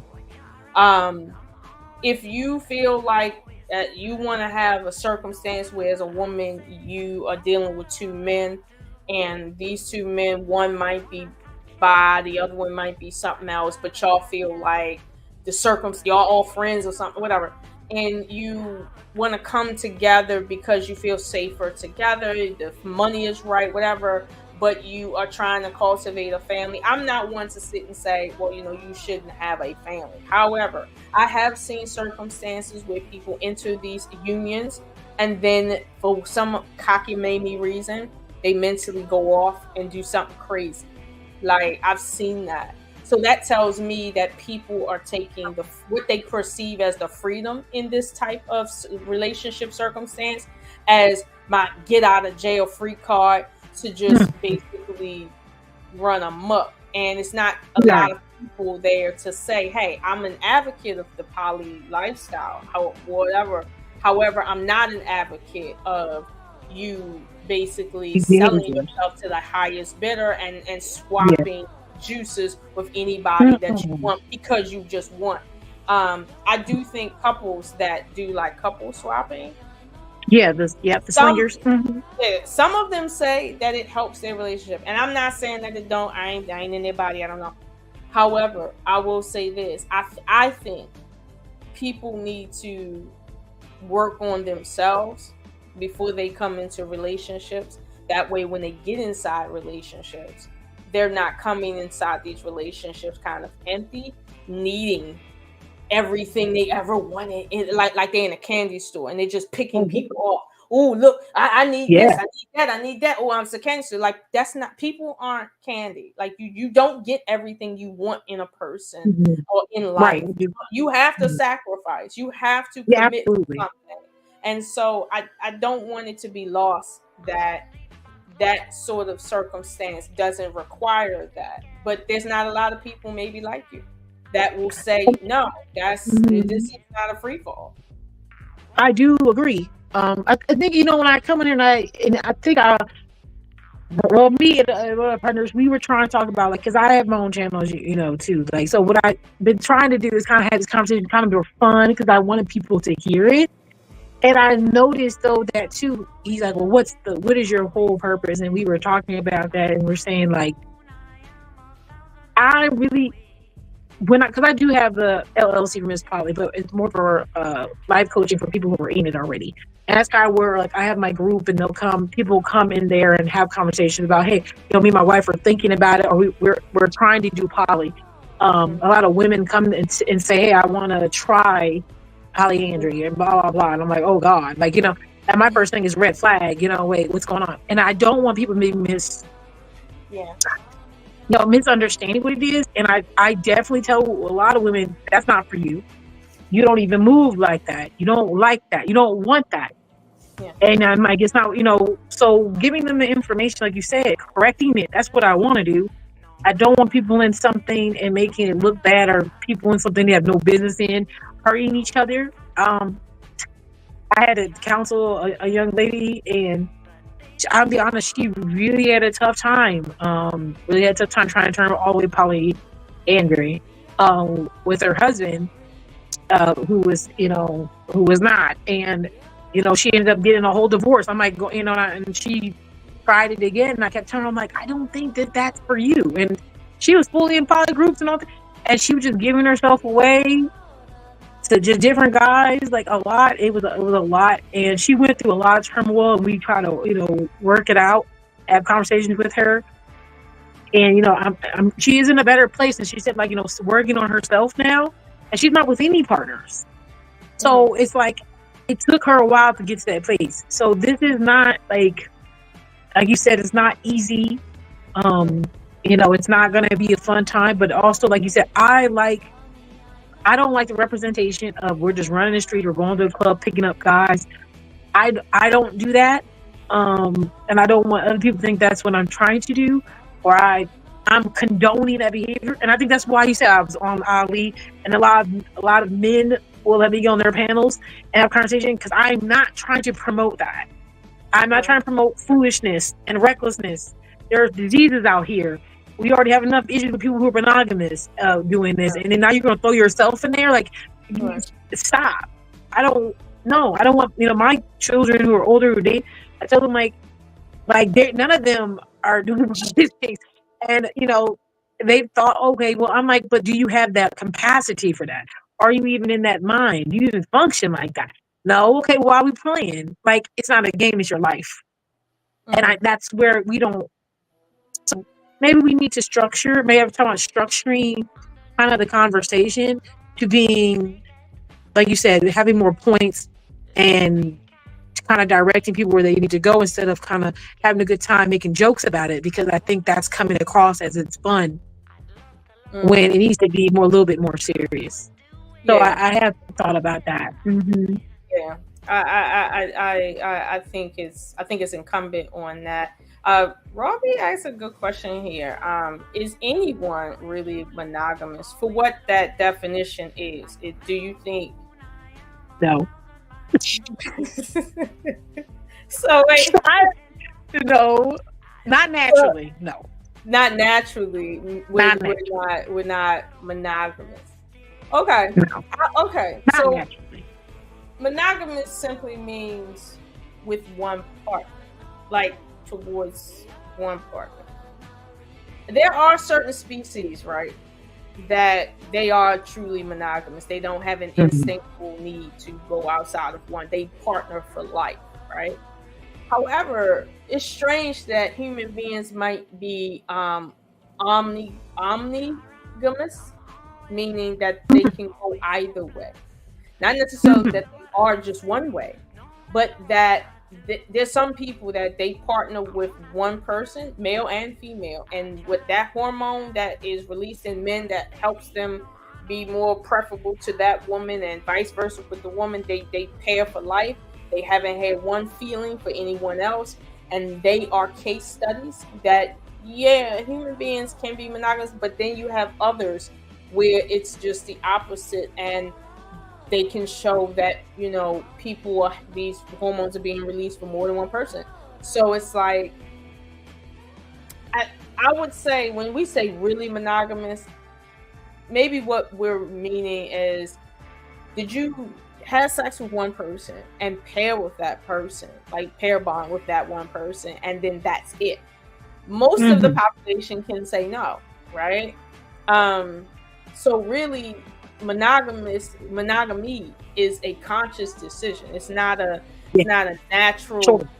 choice. It's not a natural thing that just so happens, right? No, monogamy is a choice that we enter inside of that proves that we're above our instinct. That we are that's what separates humans and animals, that our ability to make choices above our instinct. And monogamy is one of those institutions that prove that we might not be monogamous by nature, but because we have a certain level of intellect, we can choose to indulge in our instinct, which is fine, but we can also choose to indulge above it. So this is why I would err on the side of that word don't even make sense with the omni thing, but you know what I mean. Yeah, I Um, do. But yes, that's what you're saying. Like it, I it, get what it you. don't it don't flow together, but the concept is somewhere in there. But you're saying that just naturally, like this is something that both men and women equally are not. I do. Yeah, I think so. Because I feel like if you were to, I people like say, no, I don't want a woman. I say, yeah, you're making the choice because you don't want to deal with all the stuff, and you have balanced out that that's not what you want to do. But if that was not the case, if there was no bad or good thoughts about it, you're just walking down the street, are you attracted to any other woman? Mhm. And if you can't, I think if you can't seriously say, yeah, no, I'm not attracted to that person at all in any fashion, then I would think you're lying to yourself. I'm not saying you have to act on it because that's choice, but I'm saying that you're aware of other people that you're attracted to, not just physically, but mentally too. So I don't think, like you said, I think monogamy is a choice, which is a good choice for a lot of people based on the outcome of good and bad. And Mm. some people, they don't have the capacity to deal with more than one person. They can barely deal with themselves. And I get it. And that's Yeah. okay. I'm fine with it. Yeah. So yeah, I think so. I agree with what you're saying. Because no, there's some people I'm like, why are you trying to talk to more than one person? This is a crisis. So you seen some of these, what you call these fake daters, that are these what I call them, fake daters. They're out here trying to act like they can balance more than one person, more than one family at a time, when in fact they can't even balance themselves. Mm, no. Because I've heard some people ask questions about balance in terms of you, like you have children, you have a man, you have two other men at least, you have a job. I know for me, I have three children, but my two oldest are grown, and I have my youngest, and it Mm, takes a lot for me to balance making sure I'm there to get him at my allocated time and days, to make sure that balances with my work schedule, then make sure that mhm, the man that I'm involved with, that I give him time and attention, and I have to sometimes cut my time with him to say, okay, now this is my son's time, and then cut time with my son, vice versa, then go around and share myself with my family. And my job, listen, at 4:59, I be like, listen, my other job about to start. Don't text me and send me no email 4:59. But it's hard for me to do that with one child. And don't get me wrong, I did it with two, three at some point. But now that my life has become more complicated, like balancing a whole lot is not something that I actually want to do. Like I don't get me wrong, I mhm. want to balance my man, my family, my children, but me, let's say balancing five children, that's not something I want to do. Like if I Mhm. have to, if I'm not gonna die, I will. But that's not something I want to do. And I've seen people question your ability to balance three men. Because I'm be honest with you, balancing one man sexually when you are a career woman, a mom, a daughter, you got other commitments. Sometimes you will might have to tell your dude, listen, I am tired. No, we not tonight. Listen, it's all you, baby, because I don't got no nothing. And then having to emotionally share yourself with so many people question whether or not you are able to do that in your Right. position. Is that really true, or is it that, like the rest of us, you're muddling through? Because I'm muddling. Yeah. I mean, so I think, because like I told you when I got on that show, I wasn't like in full attention as much as I could be. But yeah, because so I'm transitioning jobs. So like when I say I'm manager two restaurants, I am. But it's like I do like 25 hours, 30 hours, and 25 hours, 30 hours. And I made it so, like, I did there's a whole lot of calculation with this. I get 2 days off. And then it would be like, Wednesday, Thursday, I work in the morning to this time. I have like this hour break. And so me doing this transition, it's like I had more than I should have. And then I have like a cleaning business that I was starting up. So like, then I do that like once every 2 weeks. So like, yeah, I'm balancing those. But then like right now I'm not doing that. I wasn't doing that before. You met me, I was not. I was just doing one full-time job. Okay. A lot of things is incorporating everyone in my daily life. That is really the trick. Mm-hmm. I know it's really the trick is that like they're part of my everyday routine. So like I said, like the kids, like there's a time I do food prep. Mm-hmm. I'm prepping 2-3 meals. I do that. I'll include my partners when I'm making food. I go in the morning to the gym or in the afternoon, whatever it is. We'll go on certain days and I go with one partner. That's hours I'm spending. That includes, I do start doing business stuff with them. So now when I'm going to conduct business, I do that with them, including my children too, who I want to give the business, the clean business to. My kids will be coming with me to these businesses. So I'm getting closer to my older sons. And then also they have their dads, they're here, hey, we're going to go here. We're going to take them. Okay. And then I see them at this time. So it really is a lot of managing. Don't get me wrong. I'm not saying I'm slipping through, but it's like literally like if you ask one of them what I was doing, they would probably be able to tell you. Okay. Like, it's 3:00 on a Wednesday. They'd be like, oh, you were doing this. Then at what time I'm coming home, I'm driving home. Oh, you was probably driving. Right. That like it's like that, and it's not to a woman for me because it's just like I'm just moving around. But that's just me. I know most people can't do that. I was told a few days ago after this interview that everyone thinks you're crazy because you do too much already. Go sit down. I've been told that. So okay, you have been told you're doing too much. Oh, all the time. I do too much all the time. I agree. Like I remember one semester in college, I took 10 classes in like a spring semester. I don't know. I was doing a little too much. I'll take it. I'll stop trying. I'll try and stop. I'll relax a little. Sorry. Okay. Wow. I'm sorry. Yeah. Well, but part of the new life and getting the kids involved and like, having them see how to clean. Like, today, like there was something stuck in the sink.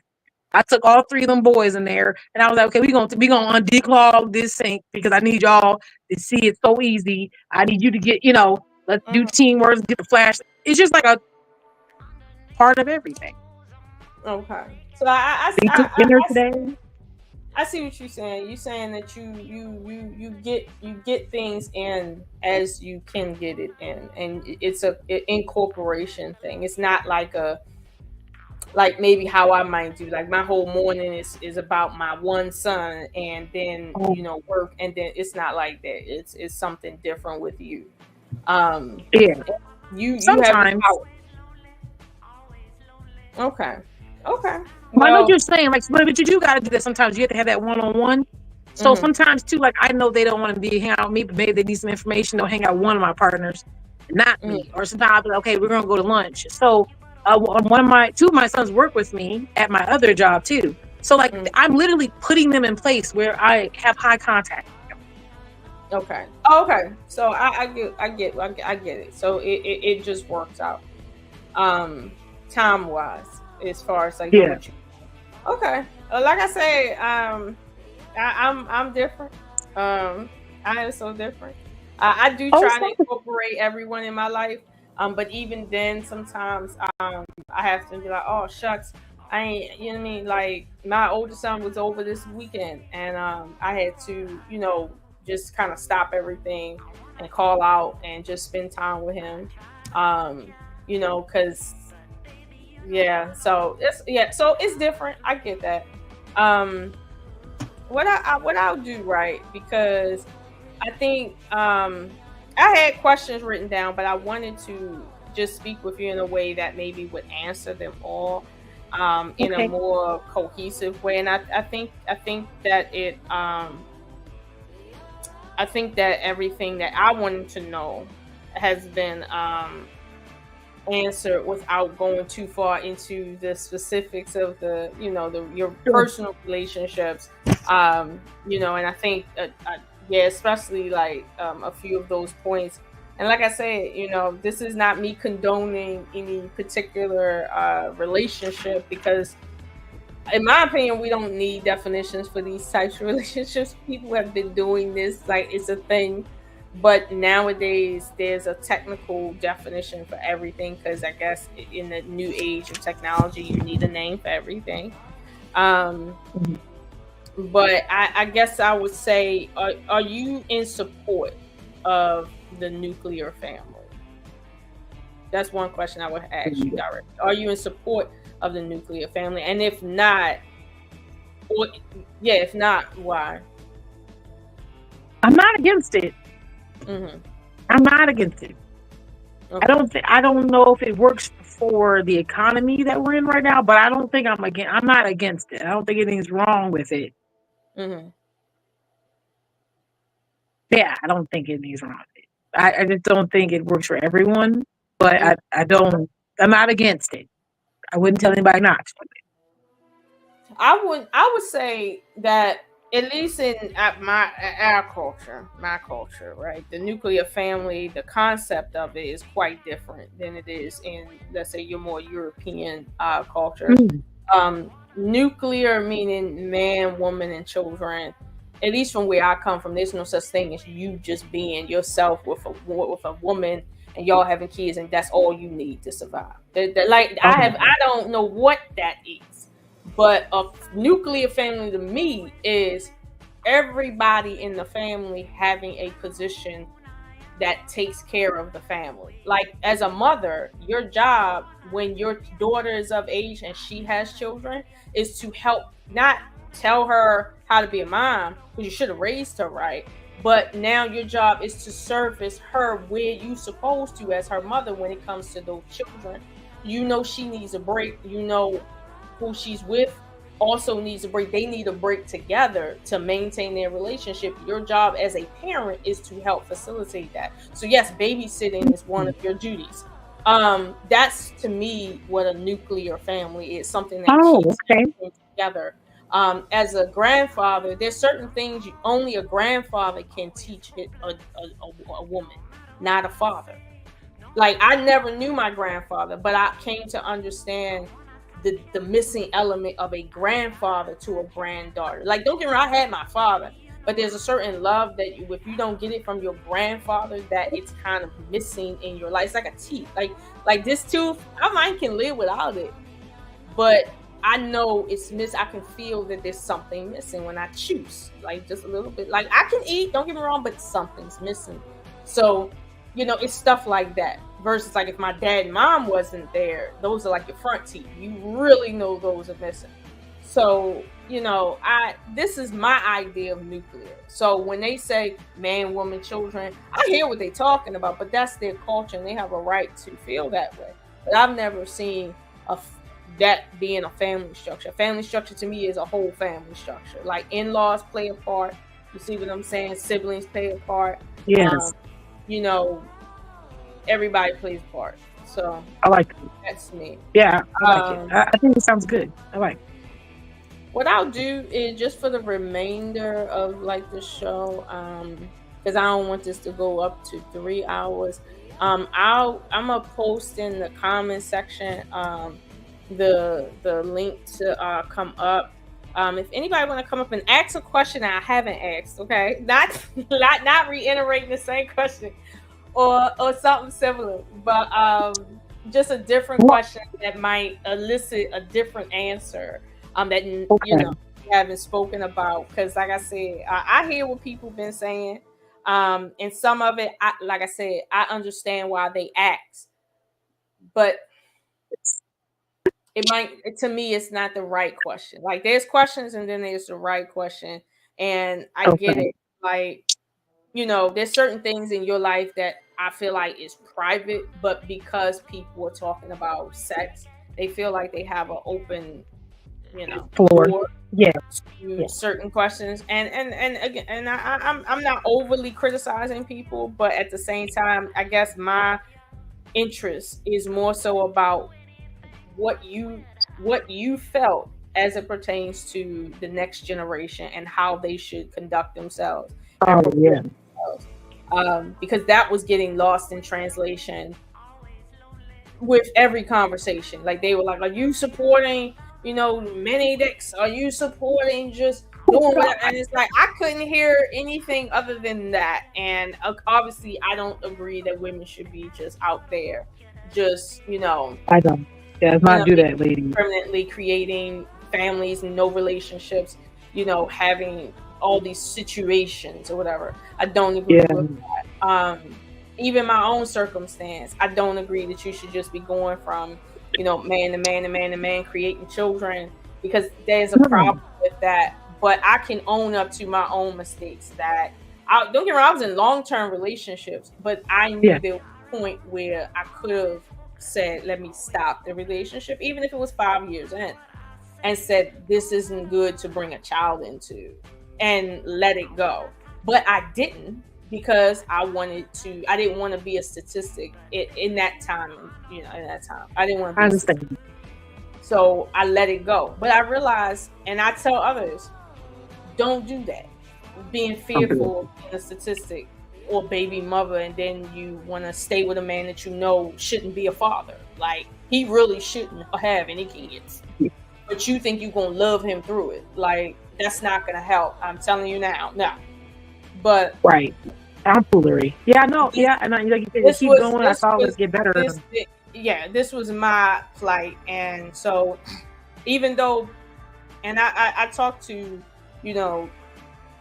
my dude a lot about this, and he knows that as much as I use my own life as an example, I also use my own life as an example of what not to do. Like, sure. It definitely isn't lost on me that I am not out here advocating for women to just go out here and just be single mothers because, this is the new thing to be and you don't need no man. I'm not saying you need every cotton picking man out here, okay? But no, children don't deserve just one parent. They don't deserve bad parents either. But at the same time, you shouldn't give them bad parents, because I hear that argument. Like, well, what about the kids that have monogamous thing and the situation is bad? That shouldn't be either. You know what I mean? So, I've played a part in that in my own life. And my children know, like, look, this is where mom made a mistake. And I've told them, don't make my mistakes. Make your own mistakes, but don't make mistakes that's been done before you. Make new ones. Like, at least, be okay. Make new mistakes that we ain't seen before. Not the same ones. But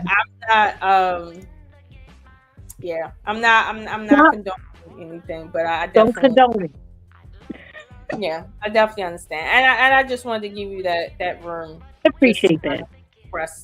Express that and get that out. Oh, you know what question I didn't answer, because you did ask me this, and I was went around it, but I guess like you said, but it's a good question. Like you said, if you're tired, you don't want to do nothing. I always say, like, I'm extremely good. Even my partners say I'm really good at finding partners that match me. Mm-hmm. Now I have a little equation for it, but it's fine. It's like I figure out basically what I can give, what you can give, and what I need. And basically, like, I know there's some things I can live without, so I'm not really worried about that. But the things I absolutely need, can you meet that? And then can I give you what you want? And can you give me what I want? When it comes to, like, I absolutely have to have. And I think that's what really helped me find good partners. Because some of the partners we don't agree on a lot of things. But there are the hardcore things that we agree on. Mm-hmm. That's what matters. That makes a big difference, because we'll all be in unison on that. And that would be really, really, really helpful. So, like, I don't believe love equals time, which they don't all agree to that. But for most of us, it doesn't equal time. So for us, that it doesn't equal time, it means, like, I didn't really, like, push hard on the time we have together and make sure that's quality time. And that's it. So that's why, like, people are like, well, how are you managing it? Some days I might not see a partner for like a little while, maybe like a couple days, but that's okay because when I do see them, it's like that's worth it. That's nice, and it doesn't matter. So you gotta find that kind of combination.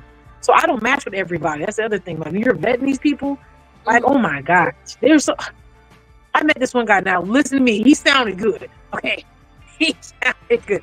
First off, he wasn't from here. He's from Afghanistan. He was an electrical engineer. He was coming here to get his PhD in electrical engineering. And he's asked, man, he was good. And he didn't want any other wives or anything. He just like, I really think you're interesting. He met on a polyandry group, so that helped. He was already kind of a boat. But he was extremely needy for time. Like, extremely needed so much time. And I'm like, I can't give you that amount of time. Like it is over the top for me. I can't do it. And I was like, I can't do it. No matter how much it sounded like a really good job, you're really educated, you're really a good person, but I can't give you that. And so I was like, yeah, it's not gonna work. So you gotta do that sometimes. You gotta say no to him. You gotta say no. That would man. He was cool. I liked him, and he was on boat with it wouldn't have been a battle that I go through when I date monogamous. Wouldn't have to be like hey, you know what? Just because I'm over here with this person doesn't mean anything is being lost or I don't have to do none of that. It's already there, but no, didn't work out. And I think that goes back to the question that was asked of you about how much can you give to a person of yourself. Are you giving your all to yourself? And I think you answered that my all is what's necessary, not my literal all. And I guess that was something that I had to sit with to find out, okay, for myself, what you meant by that. Like to say, well, my all is never literally like me giving you every minute of my day, I had to sit with that one. But I'll be honest with you, in my own relationship, I felt that giving my all isn't necessarily, again, like every minute of my day, all of my energy, but it is to say, well, I'm giving you everything that I have to give you, that I want to give you, one, and two, that you need. So that takes up a lot of time. Like tonight, I'm gonna call him. This morning we checked in. We we have routines. Like there's certain needs he has that I have to address. Vice versa. I'm not putting anybody ahead of him, and I do know you're in a circumstance where you guys collectively come.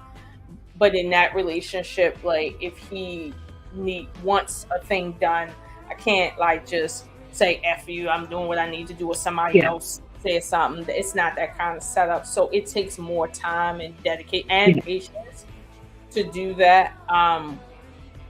So my all looks a lot different, and I guess I have to accept that.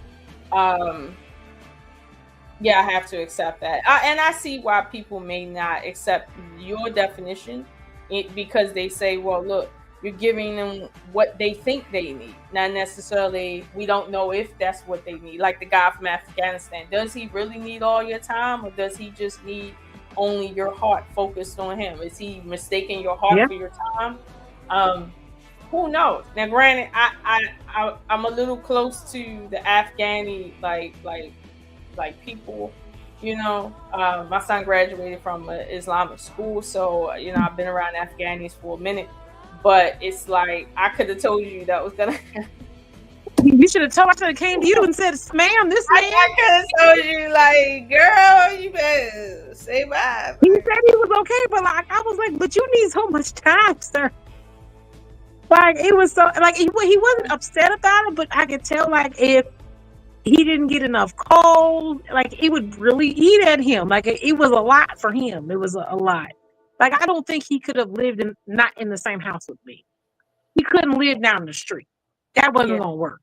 No, I wouldn't even trust him in the same house with you, because shout out to the Afghanis, but no, I don't think it was gonna work. It wasn't gonna work. It was. I said, "Oh no, sir." But he's a lovely gentleman. He'll find his boo. He's a lovely gentleman. I was very nice experience to get to know him. And unfortunately, like his mom had passed when we were talking and stuff. So it was a very interesting journey, and he lived there too. So it was very interesting. I don't know if you saw on M3 we had the High by Nations. I was talking about him that time. So I think you know, I remember. I think I remember that. I yeah, just it's cool. I just thought I saw a thing, but okay. It was short because he was falling apart. Every week you saw it was getting closer and closer to. Oh yeah, I remember you dramatically. did. You did say you. Yeah, okay. I remember. I remember now. Okay. He was Yeah, I cool, didn't know but that he was, about, but yeah. he was stressing. Yeah, it's okay. Well, listen, Mspoly, look, I you know, I people do what they do, all right, and I'm glad we had this conversation. Yes. Um, I'm hoping that maybe what wasn't asked on other channels may have been answered tonight. Sure. If somebody wants to cut this up, obviously, if they cut out your entire answer, you will know. So you can call on it and be like, "Is that what I said?" Like, So for that, I'm grateful for. I don't think anybody is going to agree, and obviously we're not going to agree on everything. But I am glad that at least I understood from you how you really see just poly in general and how you differentiate that from what people are advertising it as. Because most of these people are on CNN and MSNBC talking this mess. So like I see these couples and I be like, you are really a bad apple. But it's interesting to say the least. But I'm glad we got at least some questions answered. And you might think about it again on a different panel, but at least I gave you that space tonight. I appreciate it. I definitely say it's very I appreciate the time to at least be heard about it without you, like you said, the battle. Yeah, and I mean, shout out to Ali. I know his heart is in the right place, but he has some very strong opinions, as well as his cronies, and people like him. They do, but we gotta love them anyway. But they have their place, and I think I respect it, even though sometimes I do have to call cap on a few things. Some people I gotta call cap on. But I ain't gonna say who I'm calling cap on tonight. I'm just gonna say sometimes I gotta call cap. Okay. But shout out to them. Shout out to everyone. I thank everybody for watching. And shout out to everyone who left a comment. Raw, she's always got the good pushback. Like, she's the pushback queen. That's good. Yeah, and Gaia, shout out to you. She's just making sure that she stays in. She's in there. She's like, listen, 1 + 1 sometimes is 4. Period. Like, like what the fuck? Hey, Shari Barry. Yeah, I haven't spoken to Miss Shari in a minute, but definitely thank you for coming through. I appreciate you all, and like I said, I haven't been on YouTube a lot, but you guys will see me when you guys see me. But trust me, it'll always be important. So I'm gonna in the stream right now. We had 2:38. I think we did good. Did great. Yeah, good stuff. But good quality stuff here.